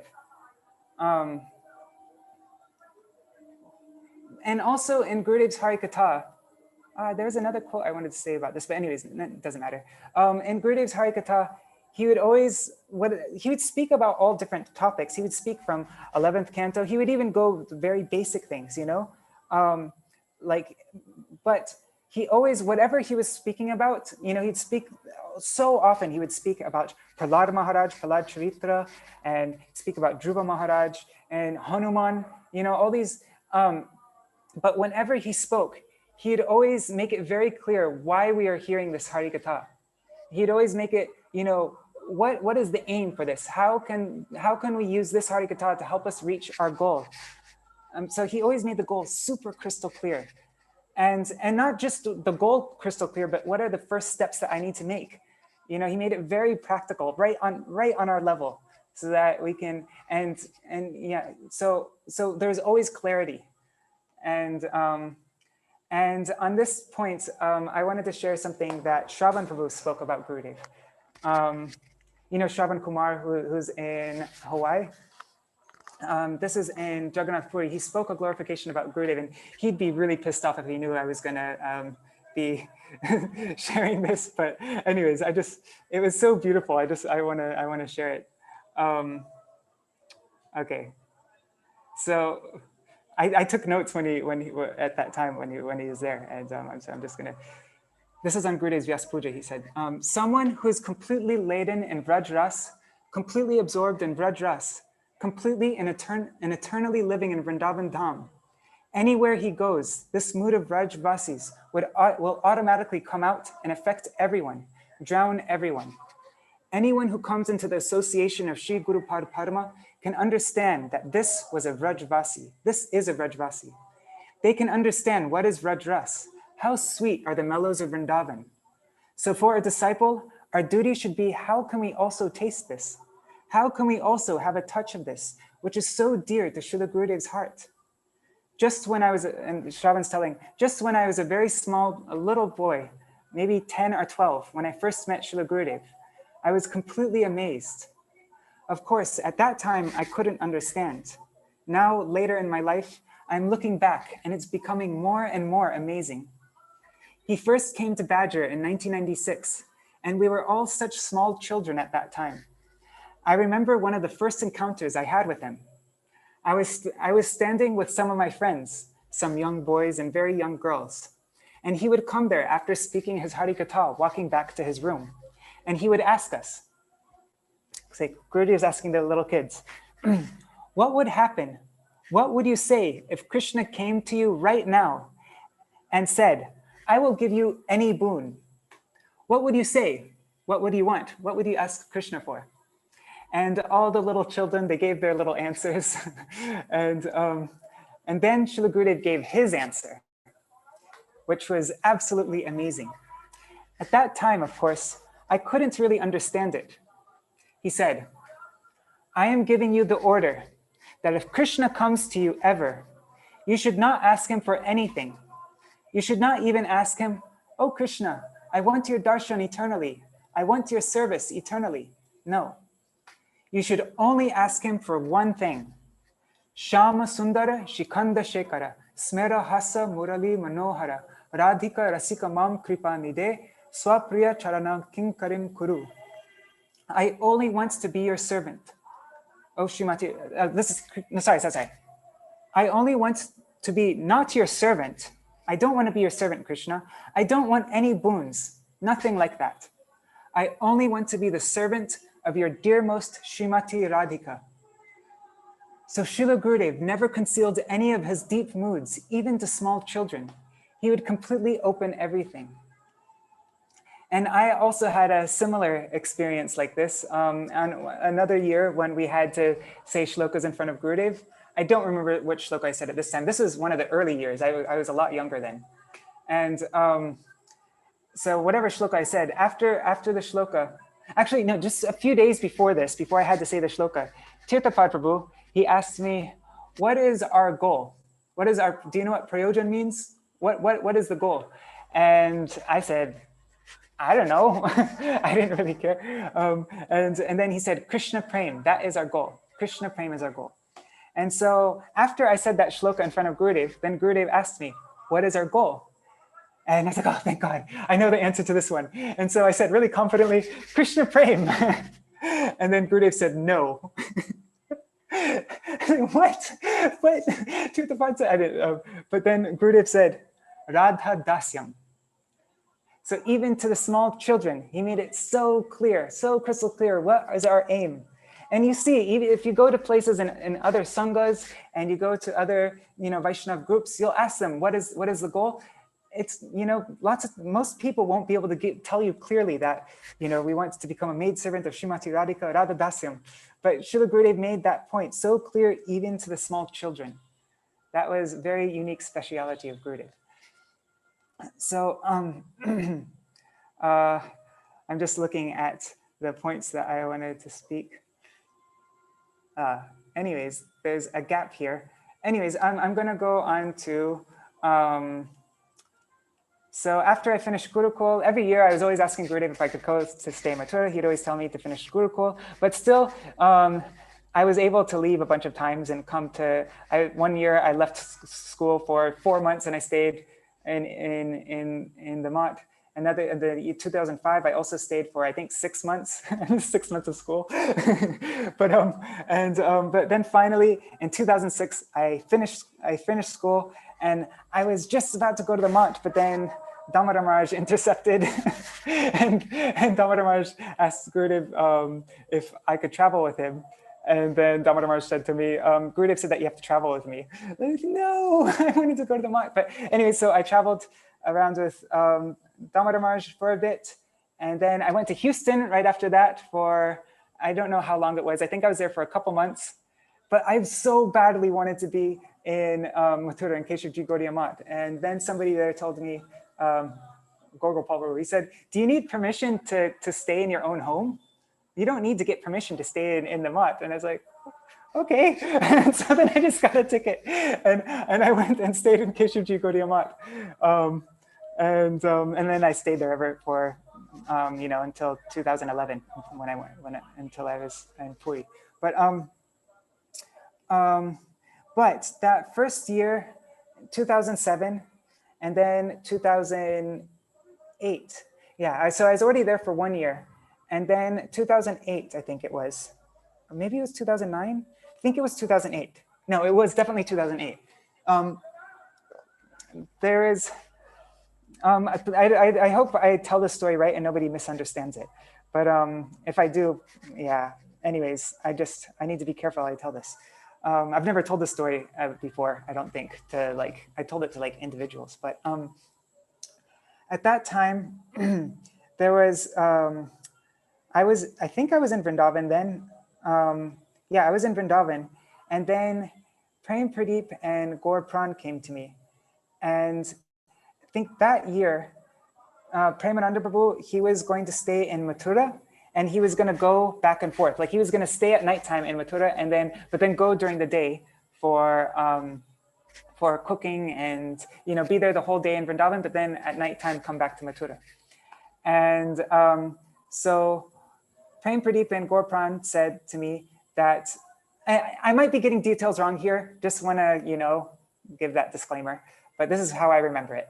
Prem Pradeep and Gaur Pran, they said to me that Gurudev is asking, he said, Premananda Prabhuji is asking, said that we should ask Gurudev whether he wants us to go on the Brajmandal Parikrama or if he wants us to stay in Mathura during Brajmandal Parikrama, because we also had our services there, and then go during the day, of course, for Brajmandal, for the day to serve. Actually, that time when I wasn't going on all the Parikramas, I was staying in the kitchen, which, anyways, Gurudev was always chastised a lot of brahmacharis about. Anyways, so before Brajmandal Parikrama started, we went to Gurudev, and I can't believe we did this. This is so. Anyways, I wouldn't have ever, I'm a bit embarrassed about this, but we went in front of Gurudev and we asked Gurudev, do you want us to stay in Vrindavan during this Brajmandal Parikrama, or shall we stay in Keshivji, should we stay in Mathura? And Gurudev was so upset. He was so upset. He said, what can I tell you? You won't listen to anything I say. He's like, I'm not telling you. He's like, no, Gurudev, we just want to do what you want us to do. And he's like, I can't tell you. You won't follow anything I say. And we were completely devastated. We were shattered. And then some other things happened in that meeting. And it was the most, I think that was like the most intense, like depressing time of my life, really. And so after that, and then so we obviously stayed in Vrindavan. We stayed in the kitchen. And we went on Brajmandal Parikrama. Right? I didn't go for the kitchen, but I was really confused and disturbed. And the whole Parikrama, I was I was depressed the whole entire Parikrama till the very end. And I felt like Gurudev rejected me. Like I wasn't even his disciple. That's how heavy he was. It was like, I can't even tell you to do anything. You don't listen to anything I say. And so, yeah, I was like tired and no energy and depressed the whole Brajmandal Parikrama. And then finally, at the end of Brajmandal Parikrama, I went to Gurudev and then I said, Gurudev, now what do you want me to do? And at that time, Tirtha Maharaj was in the room, and Gurudev was really he was really upset with me. And he said, why are you so skinny? It wasn't like a lighthearted thing. He was really like annoyed. And he's like, I want you to go see a doctor. And I still haven't gone to a doctor, but I'm not sick. Anyways, but then Gurudev said, I want you to be like him. And he pointed to Tirtha Maharaj, like healthy. And then Gurudev said, Gurudev gave me the order to go on Bengal Prachar with Tirtha Maharaj. And so that year I went, that year 2008, 2009, and 2010, all those years I went on Bengal Prachar with Tirtha Maharaj, which is an amazing experience. But I felt that time, I wasn't depressed after that. Gurudev accepted me again. He cared about my health, my well-being, and he gave me an order, and I got to follow that order, and I got to do, because before he wouldn't give me an order. He said that I won't listen to anything I said. So now I had a chance to be able to follow his order. And so then I went on Bengal Prachar, and there's so much to talk about that. But anyways, and it's a very wild experience, to say the least. But then after Bengal Prachar, Please share some of that. Please share some of that. No, because that's not directly related to Gurudev. I already shared the story of Tirtha Maharaj, so that's something. But the time after Bengal Prachar, the most exciting time was, like, what made it all worth it was at the end when we got to see Gurudev, because you go through so much suffering on Bengal Prachar, it's not easy. But finally you get to go to Gurudev, and I went through all that for you, and it was really exciting, and Gurudev would be so happy, and he'd shower his blessings. It was really, yeah. Prabhu, can you talk a little about what kind of suffering in Bengal Prachar so that people understand how difficult it is, and it could be inspiring for a lot of people. Yes, this is what Tirtha Maharaj loved. Like for me, it was suffering. For him, it was like, the greatest part of his year. Well, yeah. So on Bengal Prachar, our schedule, okay, so we don't stay in any place for more than 2 days or 3 days. We're constantly moving to the next place. And so you never settle down and it begins right after Kartik all the way till Sankalpa day of Navadvip Parikrama. And so, yeah, we're constantly going to another place. And then all the places are very primitive. Lots of times there isn't even a road going to the village. So you'll have to walk. We'll walk with all our big pots and all our luggage and our speaker system and everything. Sometimes we would walk through rice fields because there's no road going in with all this luggage and everything like that. And yeah, some villages, the entire village won't have any electricity. It's very common on Bengal Prachar for there to be no electricity. And also the bathroom situation was very difficult. Lots of times there wouldn't be any toilets. And so you were forced to have to go out in the jungle, like just out in the field. And lots of times the pumps were like a big opulence if there's a pump. Usually there'd be like one pump in a village, and that's where everybody would go to get their drinking water. But everywhere else there was just ponds. And sometimes you had to walk a long distance to get to the pump. And lots of times they'd cook with the pond water because the pump was so far away. And then you'd get dysentery and also just the whole, it's nonstop, like we do a program in the morning, then afterwards, Tirtha Maharaj would go out go from house to house begging rice and inviting people to go for Parikrama. And then right after we'd do another program for lunch and feed the whole village there, and we'd cook for everybody. And then again, take a little rest and then go out again and then come back and then again do another program and then feed the whole village lots of times. And it was just nonstop for that whole time. And Tirtha Maharaj, I've never met anybody who's worked so hard for Gurudev like Tirtha Maharaj, really, like who puts that much exertion, he would wake up every morning at 3 o'clock in the morning or 2:30 in the morning and start writing. And then he would, I don't even know when he would sleep, because lots of times after lunch when he would take a little nap, very often people like Bengalis would come in and wake him up and like, Maharaj, like they just wouldn't mind like shaking him awake even. And sometimes he'd be like, and then he'd wake up and he'd be like falling asleep while he's talking to them. And it's a different culture there. Anyhow, yeah, so Tirtha Maharaj, he exerts himself like triple what anybody else does on Bengal Prachar, but still it was really difficult. But it's also really cool because you get to go to see different places where Param Gurudev used to preach. You'd meet lots of Param Gurudev disciples, and Param Gurudev stayed in this room here, and like you get to, yeah, it's a really awesome experience. But okay, so yeah, that's Bengal Prachar. What did I want to speak about next? Oh yeah, I wanted to.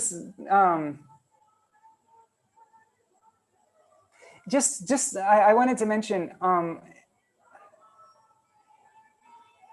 No, wait, sorry, my mind went blank. Gurudev, sometimes the way that he gives mercy is through neglect. Because through that experience, And I think even Premananda Prabhu, he probably wanted us to have this experience, you know, of when Gurudev neglects you, then it teaches you very strong lessons. Like at that time, I learned that I need to be dedicated to Gurudev. Nobody else is going to replace Gurudev for me. Like I have to do what he wants, and not like, you know, it really, it made a huge change, which I really needed at that time. Like a lifelong lesson, you know, that was, and that is a really powerful way of teaching it. There's another example of how Gurudev would give his mercy through neglect. One time when we were in Keshavji Gaudiya Math in Mathura, there's one devotee, I won't say his name just in case he doesn't want me to say it. But yeah, there's one white cloth brahmachari, Western brahmachari there. And he said something about Madhav Maharaj and something, I don't know, meant something with money or something or other that wasn't nice about Madhav Maharaj, you know, it wasn't, probably criticism or something. And I think it was Madhu Mangal from Los Angeles, I think. He heard it and then he told it to Madhav Maharaj, maybe directly, or I don't know who he told it to. Maybe I'm getting this wrong, but anyways, somehow it got to Gurudev. I think Madhav Maharaj heard it and then Madhav Maharaj told Gurudev what this devotee said. And this devotee, and then Gurudev was so upset. And Gurudev said that I want this brahmachari to leave the mat, and he's never allowed to step foot inside any of our mats here. And Gurudev was so upset. And so this brahmachari, who had been living in Keshavji Gaudiya Math forever, I think since early 2000s, he had to leave the mat. And so he went and just stayed in some house in Mathura. And then, you know, he felt completely rejected by Gurudev. Like he wasn't Gurudev's disciple, same kind of thing that I felt, you know, doing karti. And so then one day he thought, well, if Gurudev's rejected me as his disciple and I'm not, you know, then maybe I should just give this mala back to him. This is how I remember it. I might be getting details wrong again, but yeah. So he went to Gurudev and went to give his mala, and then Gurudev said to him, "Out of all my disciples, you are like here at the very bottom." And when Gurudev said that, this devotee, he was so happy. He was so relieved. Like, Gurudev is accepting me as his, like, you know, he's considering me his disciple. Gurudev didn't fully reject me. And Gurudev said some really heavy things to him. And but then, you know, through this incident, Gurudev gave us the teaching how upset he is if we're saying anything bad about any of his dear ones. So no matter who it is, even no matter what the person did, no matter how, we can be pretty certain if we start criticizing and speaking bad about that person with animosity, Gurudev will, you know, just like we saw in this devotee's case, Gurudev will neglect us and reject us. How can we get Gurudev's mercy? And so this is a really, you know, and there's many stories of how Gurudev would give his mercy through neglect like this. So, okay, moving on. Oh God, this is the part where I don't really, I kind of wrote notes up to this point, and here it's kind of, I'm not so clear about what I want to say. But in Govardhan, when Gurudev was in Govardhan, it was a quiet time when he was just resting there and writing. I went there one day, and I think this might have been 2008 or 2009, probably 2009. I don't know though. And so I went there to have darshan of Gurudev. I think I just went there alone. I think Dom was there also. Anyhow,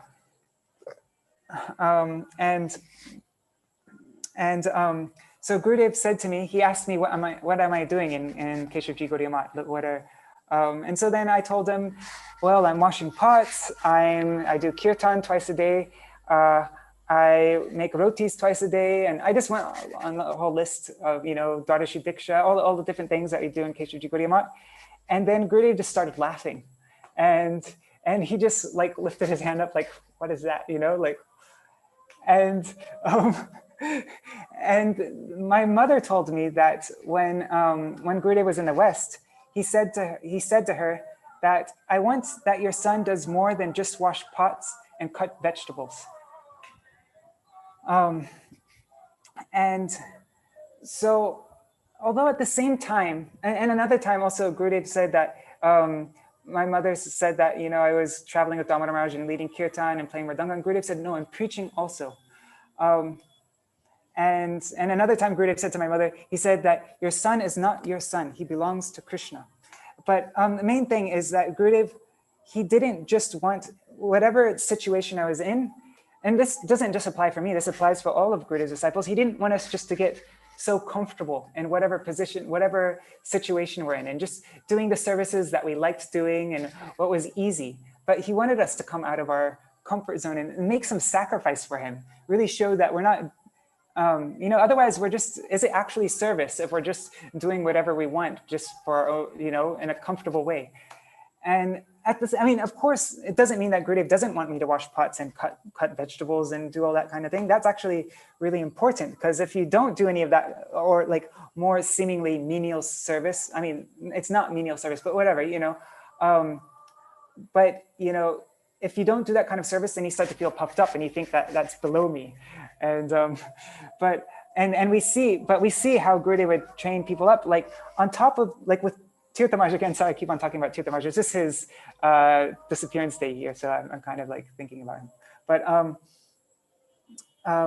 with Tirtha Maharaj, even though he was doing the topmost services, he was leading Vrajmala Parikrama, he was writing, you know, the books that Gurudev was publishing, you know, Tirtha Maharaj would do like the first draft of that, and Tirtha Maharaj was, with, you know, some books, you know, Srimad Bhagavatam, he was writing every day. Like Tirtha Maharaj was doing all the biggest services that there was, you know, and preaching all over the world and managing so much. And the Bengal Prachar, all the Bengalis that come for Navadip Parikrama, like the majority of them are coming from Tirtha Maharaj's preaching, really. And so even though he was doing all the topmost services, he would not hesitate for a second to do the most low menial service. Like, for example, this happened during Vrajmala Parikrama time, I think, during Kartik time, I think, and also here in Navadip Parikrama, it happened, the ladies' latrines got clogged somehow. And so Tirtha Maharaj, he would just put on a gamsha and go straight into the bathroom, and he would unclog the toilet himself. You know, it was like overflowing with stool and stuff. And Tirtha Maharaj would go in there and get all dirty. Even though he was doing the topmost services, he wouldn't hesitate for a second to do the most menial service. And that was the way he was trained. That was the way Gurudev trained him from when he was a little child. He used to, you know, at that time there wasn't a septic system in Mathura, and you know, the night soil had to be taken out, and water. So Tirtha Maharaj, from the very beginning of his life, and Gurudev trained up all of his brahmacharis that were with him from that time, you know, in this way of doing the topmost services and also not hesitating for a second to do the most menial services. But me, I was kind of doing something in between. I wasn't doing the most menial services, but I wasn't even doing anything that would, you know, I was just doing whatever was easy and comfortable. But no, Gurudev wanted more from me, and I still am just kind of doing what I like to do. And I need to, you know, take to heart what Gurudev was trying to teach in this instruction. But yeah, that was one experience. Okay, I'm just gonna, it's getting late. Oh my God, it's already 10 o'clock almost. Sorry, I went way over time. Okay, I'm just gonna. No, keep going. There's so much time.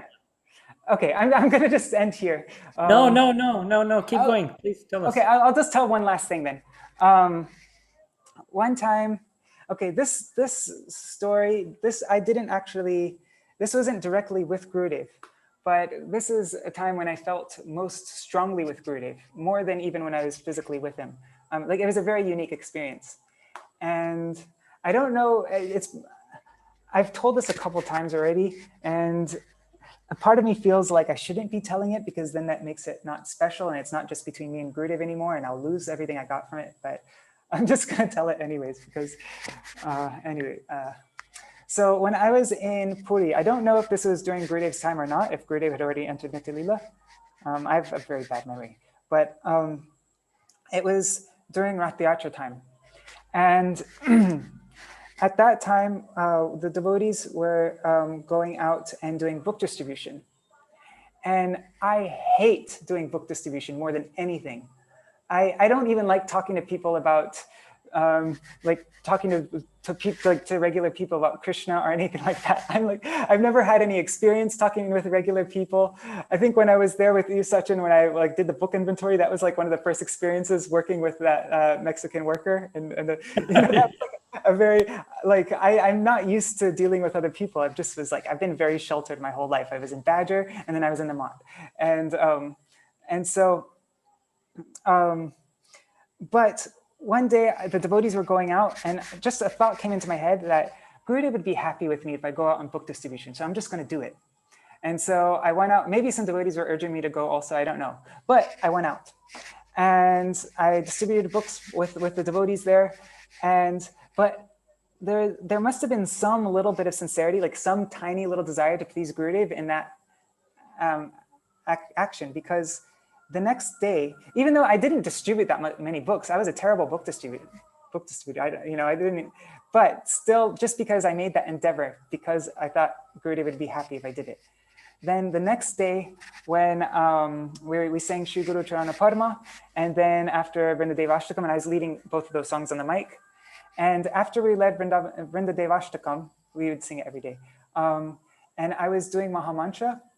All of a sudden, just like in the middle of the Mahamantra, I just like, it hit me really hard, like really, it was so like real and direct, and that Gurudev was happy with me.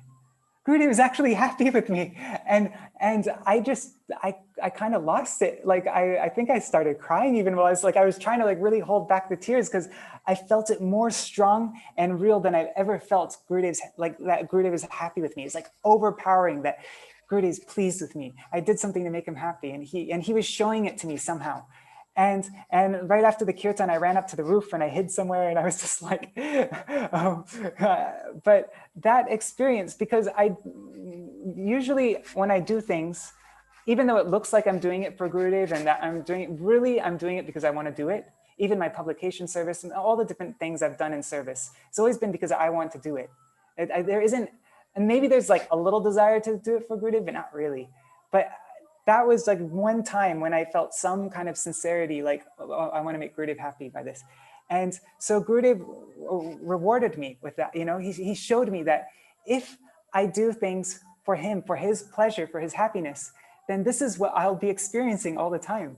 He'll be showering me with this, like this feeling of him being happy with me, and that I'm his, and like this, I can't explain it, but it was, I've only felt it that one time. I've never again had that experience, what I felt then.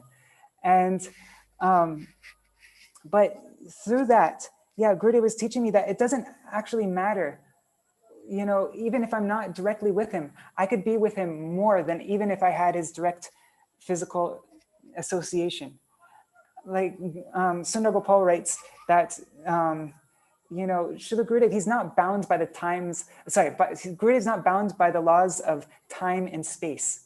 So even though he might not feel time, he's not under the control of time. He's not under the control of fate. He can be with us more than ever, more than we've ever been with him directly right now. It's available. If we just want to try to do with some sincere mood, we try to please him. And he's always telling us through all of his Harikatha and all of his books, he's always telling us how we can please him. All of his instructions, he's telling us, this is what you can do to make me happy. And like we should, every time we read a book or we hear Gurudev's class, we should think he's speaking directly to me, and he's giving direct instructions to me, telling me what he wants me to do for him to make him happy.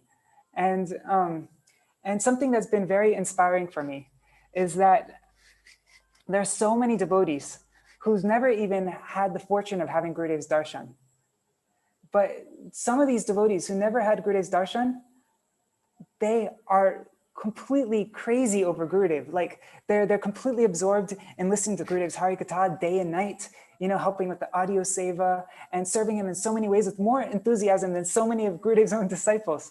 And where is that coming from? It must be that Gurudev's giving them something really special. He's nourishing them in a very real and direct way that I'm not getting, but they are. But if they are getting it, people who haven't even had darshan of Gurudev are getting this like very special mercy of Gurudev and this very special connection with him, then that means I can get that too. Like right now I can get that. It's available to me. I don't know why I'm not like endeavoring for it, why I'm just like sitting here on my lazy butt, but like, why am I not really, but still it gives me hope that it is available. And I need to be with these devotees more. Yeah, so yeah, that's just been a very inspiring thing for me, seeing how much devotees are being nourished by Srila Gurudev, who I haven't even ever had his association. And I think they even have more of a connection with Gurudev than I do. And so... Prabhuji, can you share a little bit about your GVP experience, because you're a editor, reviser? And well, I didn't actually, well, I did start with GVP Seva during Gurudev's time, but not so directly like under Gurudev. Like I was working on the songbook. I think I started it in either 2008 or 2009. Me and Braj Mohan, French Braj Mohan, we were working on that together. And then it just started. And then after Gurudev's disappearance, I was still working on that book for a couple of years. And then it started getting more projects. And I slowly started getting more involved with GVP Seva. But with an awesome team of devotees, really amazing team. It's been such a blessing that I've had the opportunity to serve in this way, but with such amazing devotees. But yeah, I don't really have any interactions with Srila Gurudev with GVP. Yeah, so I don't have so much to say on that. But I wanted to, I mean, I don't have a segue into this, but I just wanted to end with a few quotes of Gurudev. And let's see if I can find them. Oh my God. Okay, there. So my one prayer in this glorification are these memories with Gurudev, which I don't know. I don't even know how to sincerely make them or what, but at least this is the prayers that I hope to be able to make one day, like sincerely. We hear that our acharyas, there's a very common saying, like words of our acharyas. They say, Gurur sevak hoy manya apanar. The servant of Gurudev is to be revered by me. And so, and there's a quote from Srila Gurudev. He spoke this in Australia in February 9th, 2004, in Murwillumbah. He said, what is the symptom of one who has Guru Nishta? He will give proper respect even to a dog that is related to his Guru. If he does not give proper respect to everyone related to his Guru, whether they are initiated or not, if he has no regard and honor for them, then his honor for his Guru is actually a show. He has no real Guru Nishta. And Vaijanti Mala Mataji, she shared a quote with me from Brihad Bhagavatamrita, which says, devotees with single-pointed, this is Brihad Bhagavatamrita 2.4.244.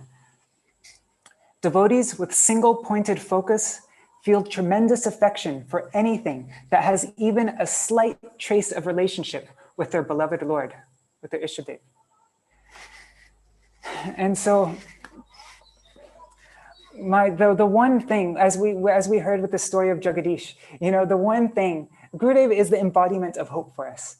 Gurudev would always say to us, don't be hopeless, don't be hopeless, because he was the embodiment of hope for us, because he was there to bring us back to Radha and Krishna. Like he was taking responsibility for us if we could just hold on to his hand, But the only way that I could really feel without any hope is if I am disrespecting my Gurudev's family members. And Gurudev said here, even if that person hasn't been initiated by your Gurudev, but they have some connection with your Gurudev, they have some regard, some honor for your Gurudev.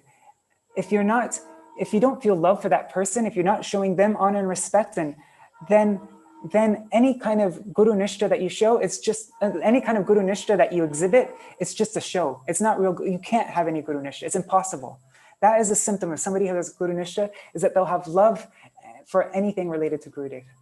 And so I'm that's how we're connected to each other. We're not, that was also a teaching that I got through that experience during Brajmana Parikrama, was that our relationships with each other, you know, the one Gurudev told me, like when I felt rejected by Gurudev, what I got from that also was that Gurudev, that our relationship with each other, we don't love each other directly. The reason why we love each other is because of our connection with Gurudev. So our love for each other is actually not our love for each other, it's actually our love for Gurudev. And so even if there's somebody who we hate, like, I mean, somebody who well, we shouldn't hate them, that's the point. But even if there's somebody we have nothing in common with, they're annoying to us, we don't get along with them, they might say unwarranted bad things against us that aren't true, you know, and we might really not like that person. But if that person has, you know, we shouldn't care about any of that, but we should just look at, well, what's that person's connection with Gurudev? And based on that alone, we should deal with everybody else. But to come to this platform of being able to actually have regard and honor for everybody like this related to Gurudev, that's not possible just by an endeavor. I can't just like try really hard to respect everybody. That's going to be artificial. And what is the way that we can do that? It's explained in this song that we just sang in the beginning. Gurudev kripa bindu diya koro e dase trina peksha atihina shakale sahane baladiya koro nijamani sprihahina. Whatever thing that happens to me, oh Gurudev, please give me a drop of mercy and help me be able to tolerate it. Everything that happens. Also, every experience that we get in spiritual life, every kind of seemingly unfavorable thing is actually a test for us. And Gurudev's there watching us to see how are we going to deal in this situation. And, you know, so if we actually see Gurudev's face there in every adverse circumstance, because we've been in lots of adverse circumstances after Gurudev's disappearance. But if we look at each one of those experiences and see that as Gurudev's looking at me right now, and this is a test, and he wants to see, you know, I have two choices. I can either recognize Gurudev is watching me right now, and I can do what Gurudev will be most happy with, and that this will be an opportunity for me to be connected with him in a way that I wouldn't have previously without this experience. Like, it's an opportunity. Every adverse circumstance is an opportunity to be connected with Gurudev in a more deeper way than ever, if I can just pass through it right and I don't forget him. So sakala sahane. And when I do this, and I'm connected to Gurudev, then nijamani sprihahina. I won't care what anybody else thinks of me because I'm connected with Gurudev. Who gives a damn about my honor and what people think about me? I have Gurudev. That's all that matters to me. People can laugh at me, people can hate me, but I have Gurudev. That's all that matters. And then the next verse, he says, Sakale saman korite shakati, deho nata jata jata. He's praying to Gurudev. It's only by your mercy, Gurudev, by a drop of your mercy, that that I'll get the power to be able to honor everybody, but not just, you know, honoring everybody in some superficial way, but no, really in the proper way, heartfelt, jata jata, according to their position. There's a whole article that Param Gurudev gives on this topic. One must correctly identify a Vaishnava. It's one of my favorite articles. You can read it a bunch of times. It's so good. But it's all on this topic about how we actually recognize a Vaishnava and then how we deal with them accordingly. And when you actually recognize your relationship with the Vaishnavas, then you're automatically overcome with affection for them. Like upon recognizing your brother, one is automatically overcome with brotherly affection. It's like all of our relationships with each other. But this is only possible through Srila Gurudev's mercy. So that's why we sing this song. It's such an important song. And it's for this reason that we're not honoring people, that when we chant Harinam, we don't get any happiness. So once we're able to honor everybody properly, then tabito gaibo harinama suke. Then we will be able to chant Harinam happily, and aparad habe hata. All our offenses will be destroyed. Srila Gurudev writes in his purport of and Madhuri Kadambini somewhere. It's from it's in regard to the story of, who is it? Oh God, my mind went blank. I'm just a bit nervous. That's all. What the heck? It's like a really prominent person. Anyways, in regard to what the heck? It's like the most basic thing. Anyways, who is it who called Narayan, like who at the time of his death, he was calling for Narayan? Ajamil. Yes, Ajamil. Yeah, so in regard to that story, Gurudev writes in the purport, or maybe it's Vishwanath Chakravarti Thakur who directly writes about this, but I think Gurudev is quoting Srila Vishwanath Chakravarti Thakur, that's it. He says, for those who have never committed offenses to the Vaishnavas, there are only two stages. They don't have to go through this whole long, going through this whole struggle of going, anartha, shraddha, sadhusanga, bhajana kriya, anartha, nivritti, going through all the anarthas and this whole long process, which takes many, many lives. No, there's only two steps. They skip shraddha, sadhusanga, bhajana kriya, anartha, nivritti, nishra, sakti, bhav, prem. They skip all that. There's just two steps. One is nam grahan. They chant the holy name, and Vaikuntha Arohan, and they directly ascend to Vaikuntha.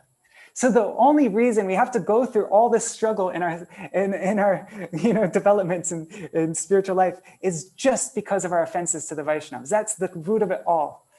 And so, so this is really the most important thing that we can pray to Gurudev. So Sakale Saman Korite Shakati. Then the next verse, then Aparadhabhihata. Then the next verse, what is it? Kabe heno kripa labhya ejan kritartha hoi benata. Oh Gurudev, when you give me this mercy, when will such a thing happen? When I'll be able to recognize Vaishnavas and honor them accordingly? Oh Gurudev, Kabe heno kripa labhya ejan. When will I get this mercy of yours? Shakti buddhihin ami atidin. Oh Gurudev, on my own strength, I can't honor Vaishnavas. I can't recognize who they are. I have no strength, no power.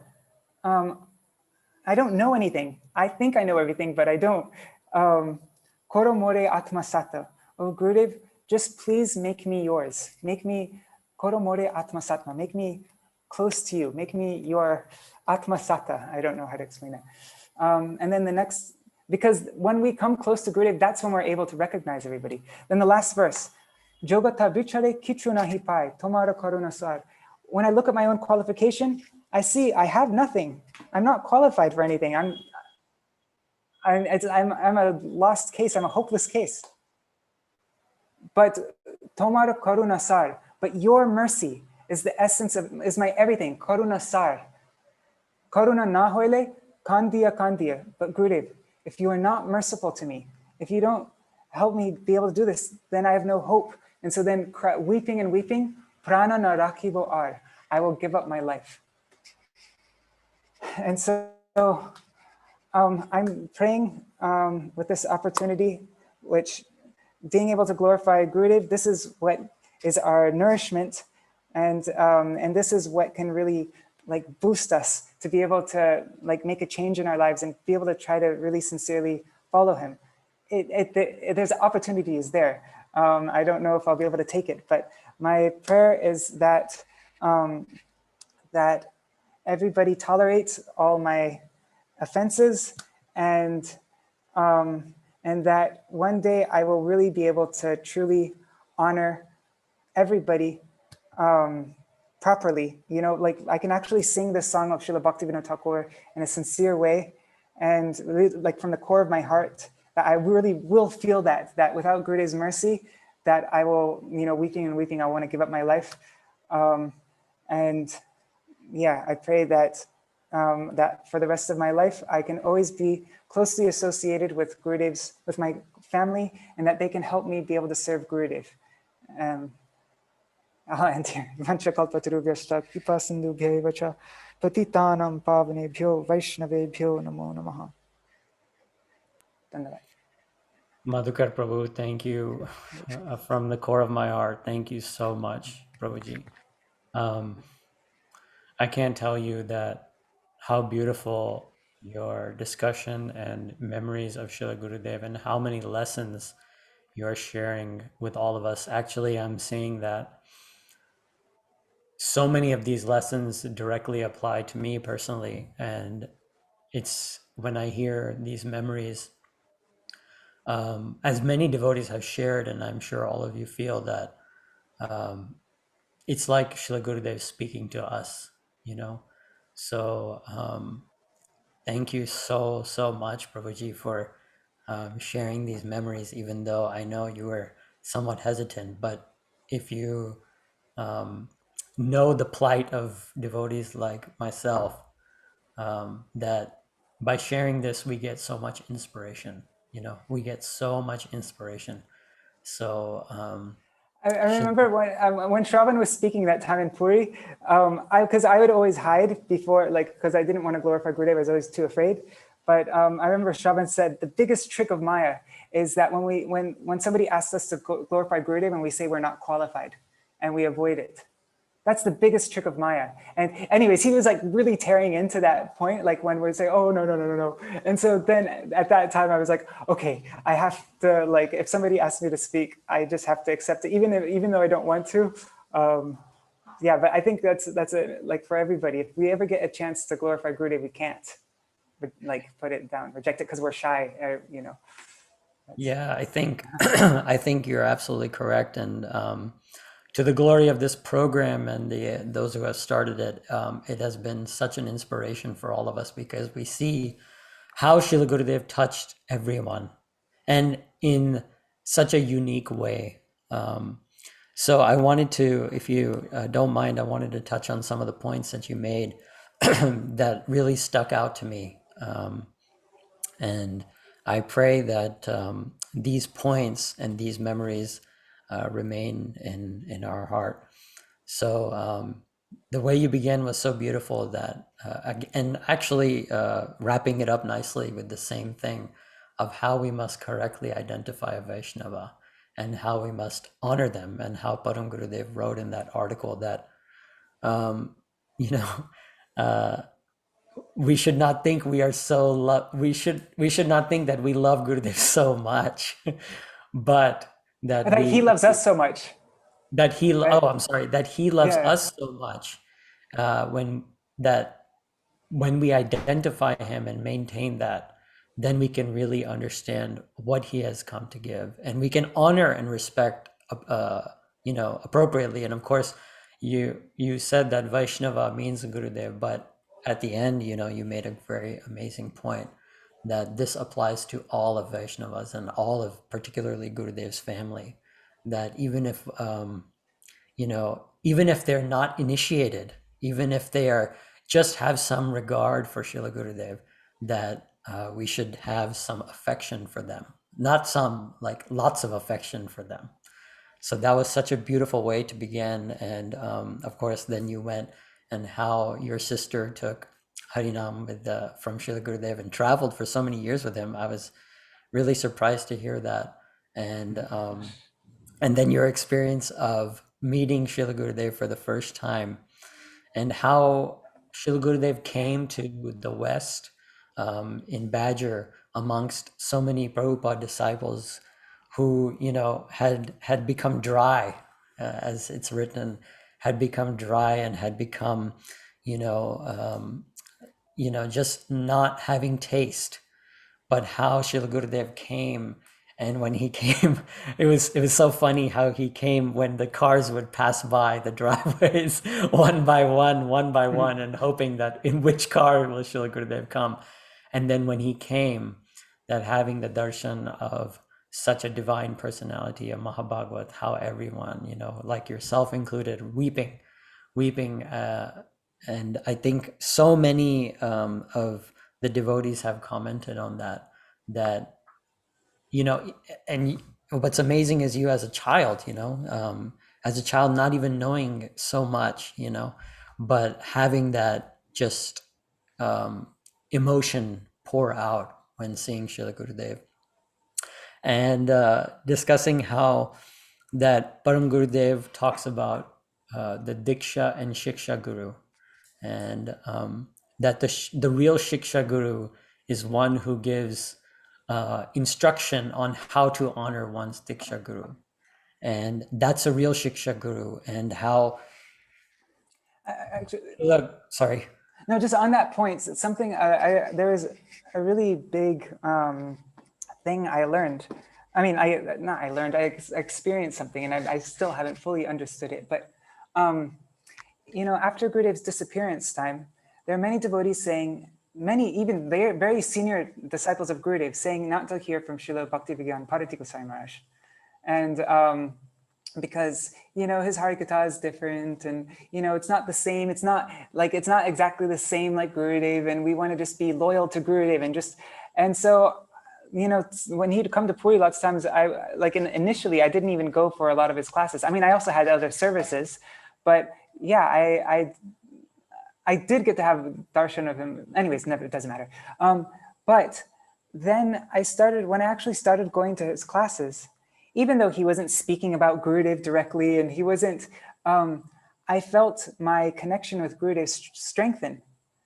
And then I started to understand that it's not even externally, like you can be saying Jai Gurudev and talking about Gurudev and seemingly serving him and still not be going closer to Gurudev. But with Srila Bhaktivedanta Bharati Goswami Maharaj, he didn't, he pushed me closer towards Gurudev more than anybody else. Like I felt more of a connection with Gurudev through him than I would even through other people.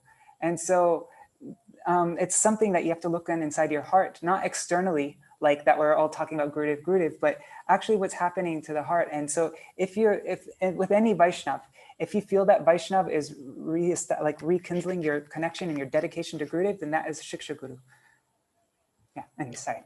Yes, I think that's a wonderful point. And with Srila Gurudev, even you know, simple-minded, unintelligent devotees like myself, it was even external with him for Srila Prabhupada's disciples, because he glorified Bhaktivedanta Swami Maharaj so clear at how, you know, in that book, Essence of All Advice, he's like reading Srila Prabhupada's books and then saying, this is what he meant to give. Yes. So Srila Gurudev opened that treasure chest, as so many devotees have experienced. So then you continued about how Srila Gurudev transformed Badger into New Braj. And because Braj, Vrindavan Dham is in his heart, therefore he travels and everywhere the Dham comes with him. So, and how everyone became slowly Srila Gurudev's, you know, disciples, essentially favorable to Srila Gurudev. It's actually pretty fast. It wasn't even that slow. Yeah. And, oh yeah, you said the next year, you know, it was as if like just whoever. 1997, Badger's Gurudev's property. It wasn't like all the other groups. If you weren't with Gurudev, then you were out, you know, like you wouldn't feel welcome anymore. Yeah. And I think that just speaks to how he won everyone's heart in so many ways. And then, you know, when I heard that story of how your father, he sold his car, and how the devotees were, you know, not having so much money, but still finding a way to get to Kartik. And I think that is so inspiring, because, you know, even those that can get to Kartik without any financial issues, still, like, we can take so much inspiration that the devotees were ready to give up everything to be with Srila Gurudev during Kartik Parikrama, and how much emphasis he gave on that. Actually, when we came back from that Kartik, we didn't even have a place to stay, because they got rid of their apartment, and we were just like staying with different people, and my dad didn't have a job, and so he was like trying to figure out what to do, and he flew over to Japan, and it was like trying to, like, I don't know, it was like a crazy time, because that's what Gurudev made everybody just go nuts. Like nothing else mattered. Yeah, and I think, you know, that itself, when you were sharing that, is just how much, you know, the devotees of Badger are actually so glorious, each and every one of them. And I mean, I only got a touch of that when you came to Houston, so definitely I heard that.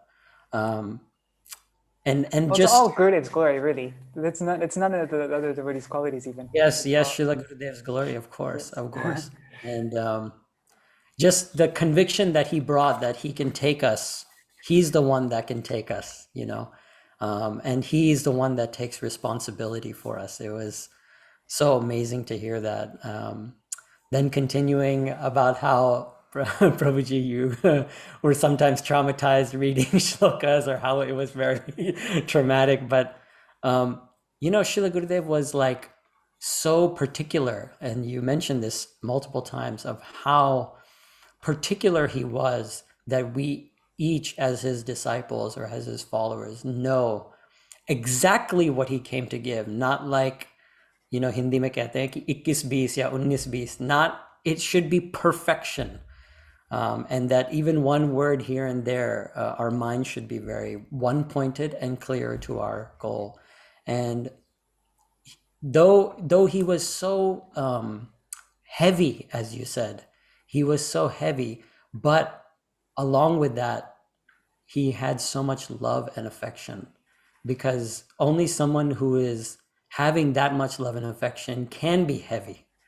And I think Srila Gurudev had that amazing special quality that, on the one hand, you think he loves me the most, or but on the other hand, you say, oh, if he rejects me, I'm finished. And then, of course, you shared that example of how you felt when you asked him, Vrindavan Dham or Mathura, where should we stay, and how you felt so rejected. But then, no, I didn't feel rejected. Yeah. Sorry? I didn't feel rejected. Like, that was like, I would normally, you'd think it'd feel rejected, but actually that's what made me feel closer to Gurudev. Yes. Yeah. That rejection is also an instruction. And it's like the way you described, I think that you were so happy later when he instructed you to go to Bengal Prachar, because you felt that, then you could do some service to please him. And I think one of the most amazing, parts you said, when you said, if Gurudev, when Shravan Prabhu, I think he mentioned this, and he said, if Gurudev said, if Krishna were to appear in front of you and ask you for a boon, I think it was Shravan, is that correct? Yeah, Shravan spoke this, yeah.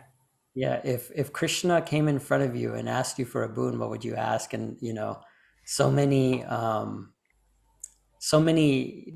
kids, I think at the time, they said so many different things. And then he said, Shama Sundar Shikanda Shekhara, like that only, don't ask even to be his servant.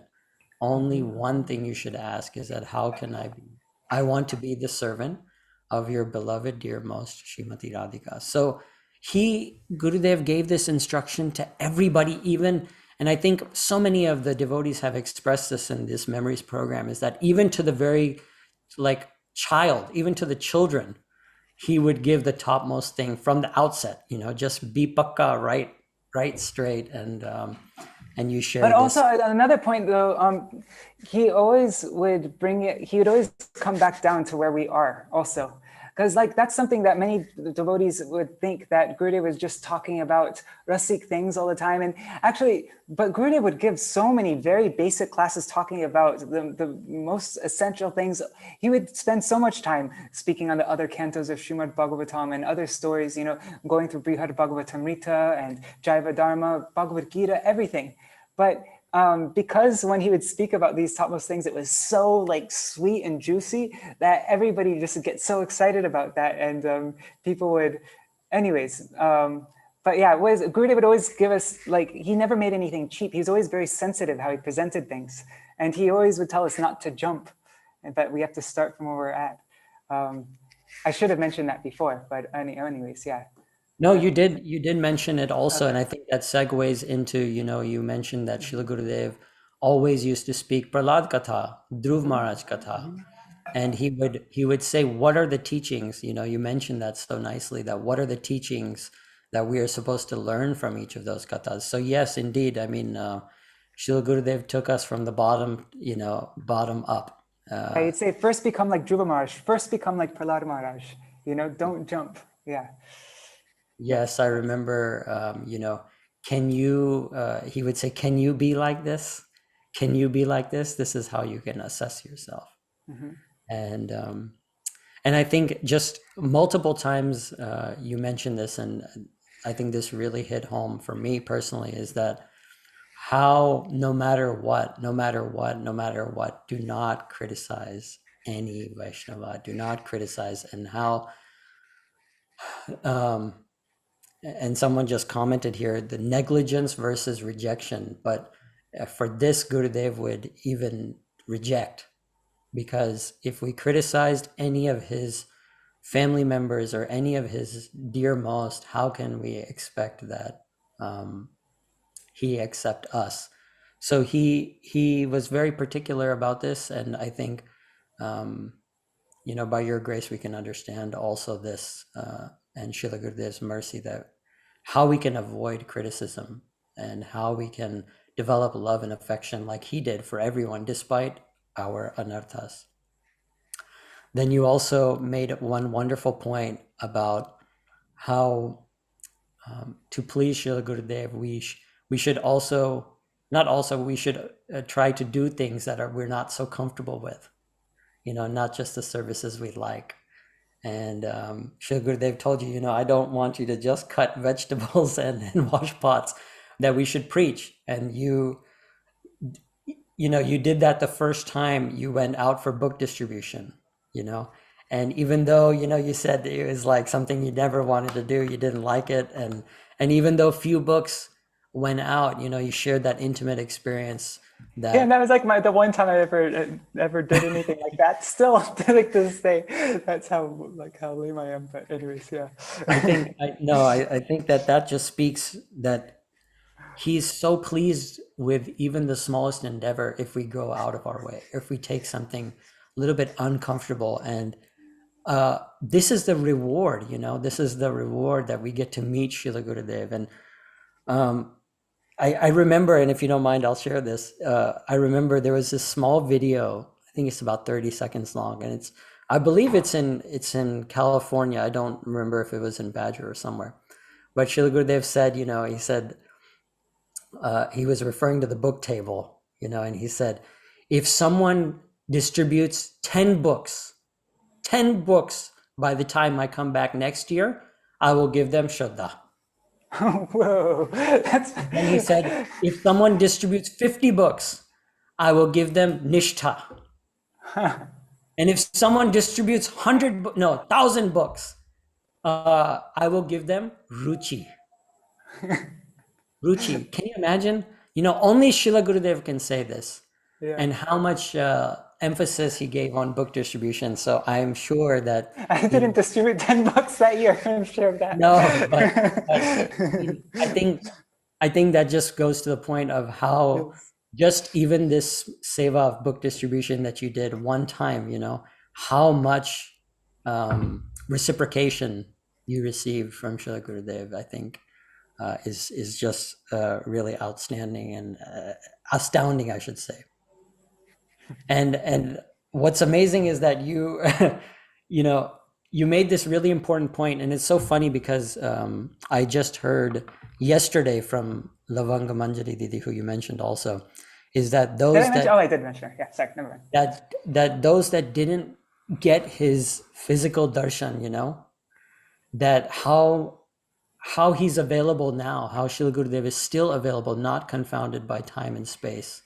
And she was saying, and this speaks to what you said just now also, is that those that haven't had darshan, they get darshan from these types of memories programs. They're so nourishing for devotees like her, because this is how they hear of the personal aspects of Srila Gurudev also, but just all sorts of things from each of the memories. So, and seeing by hearing is better than seeing directly with the eyes. Gurudev would always give that point. Yeah. So when in Vapu, Vani and Vapu, right? That by hearing of these glorifications of Srila Gurudev, we get to experience him directly and get to see and have his darshan directly. So, I wouldn't say he's hearing from me, but from more than somebody's. I just want yeah. I would say for me personally, this is extremely nourishing, and I know so many devotees also share this sentiment. So, thank you very, very much, Madhukar Prabhu, for sharing these beautiful memories. Ajay Krishna Prabhu, would you like to also add anything? No, Prabhu, thank you so much. And I just want to say, Manjari has shared 2 links, very nice links. Yes. One is for the app which Prabhuji is managing, and another one is for the harmonist, which talks about how to identify a Vaishnava. Oh, and there's one website, actually, gurudevmemories.com. And actually, Ajay Krishna Prabhu, we've been posting your memories every month for a long time now. There's like so many of them. So Yes. every month we've been posting one of your memories there. But yeah, everybody can visit that website, gurudevmemories.com. Yeah, that's also very nice. And Prabhuji, on your Gaudiya Kirtan app, can you get the meaning of the is it there or not there? Maybe I'm not able to. Word for words. Well, right now the Gaudiya Kirtan app is in a very raw stage. It's like very baby stages, and it's gonna get. We have like I think it's probably 10% right now done. Like we have a lot more to do on it, and it's gonna get a lot faster and better and more things. So. But even 10% is so good. It is very nice. I mean, like a lot of songs you don't know how to sing, you can play them and sing along. It's really beautiful. But I was not finding the meaning there. So I thought maybe I'm not able to set up properly. For the Ashtakams, we don't have the word for word meaning, but for all the Bengali songs, we have the word for word. We will add the word for word meaning for all the Ashtakams also. But, yeah. Okay, Prabhu. Thank you so much. It was really wonderful listening to you. You were telling me I'll be able to speak only half an hour, but look at Gurudev's mercy. Sorry. And it was really nice. And you had so many experiences, so many nice feelings and thoughts, which we could really inspire all of us, I think. And I'm grateful for the opportunity. We are very motivated to now respect all the Vaishnavas, especially after hearing what you said and what Gurudev said about it, how Gurudev takes it so seriously. And if you disrespect any of his people, even if they're doing something wrong, then that's why we are not getting any taste in Harinam. So important. We are wondering what is happening. Why are we not getting any taste? We've been chanting for 20 years. But this is the reason Gurudev also told us many times that because you're doing aparadh, and we actually don't understand it because we are not used to this, and we take it very, very lightly. But it is so serious. Like it's treated like an elephant, which can uproot your bhakti from the roots. Actually, if you don't respect Vaishnavas, so I feel this is the crux of the matter. Actually, if you learn how to respect Vaishnavas, we are through. As you said, only 2 steps then. Yes. Nam Grahan Vaikuntha Arohan. Yes, that was really very motivating and very nice. So many things to say, but it's very late, Prabhuji. Thank you so much for such beautiful Harikatha. Thank you. Thank you for that. I would also just like to add, Madhukar Prabhu also runs, or I should say manages, a number of WhatsApp groups as well. Making Time for Kirtan is one that I'm part of, and on his Facebook page, he reads Srimad Bhagavatam every day. And I'll just add one little thing that I remember particularly. I think this was last year where Madhukar Prabhu was, I think it was singing the Sharanagati Kirtans every single day. And there was one time he was so sick, so sick, but because of his dedication to that, reading every single day, I think he came online like at 1 a.m. India time and read the kirtans, and you could see just how much physically he was unwell, but how much dedication he had. So those of you who want to follow this, you can join the WhatsApp group that he has. It's a really special group where devotees kind of, at least for me, we share like our difficulties in doing kirtan, and then Prabhuji shares so many nice, inspiring quotes from all of our Gaudiya Guru Varga. So, just wanted to share that, and thank you for that service also, Prabhuji. Thank you very well. Thank you very much to all of those. So many people stayed, we can hear you for another few hours, Prabhuji. So that I think is a testament to your memories. So thank you very, very much to all of the devotees who heard and will hear in the future. And please accept my Dandavat Pranams. Prabhuji, we thank you so much again for taking the time out to share your memories. Hare Krishna. Hare Krishna.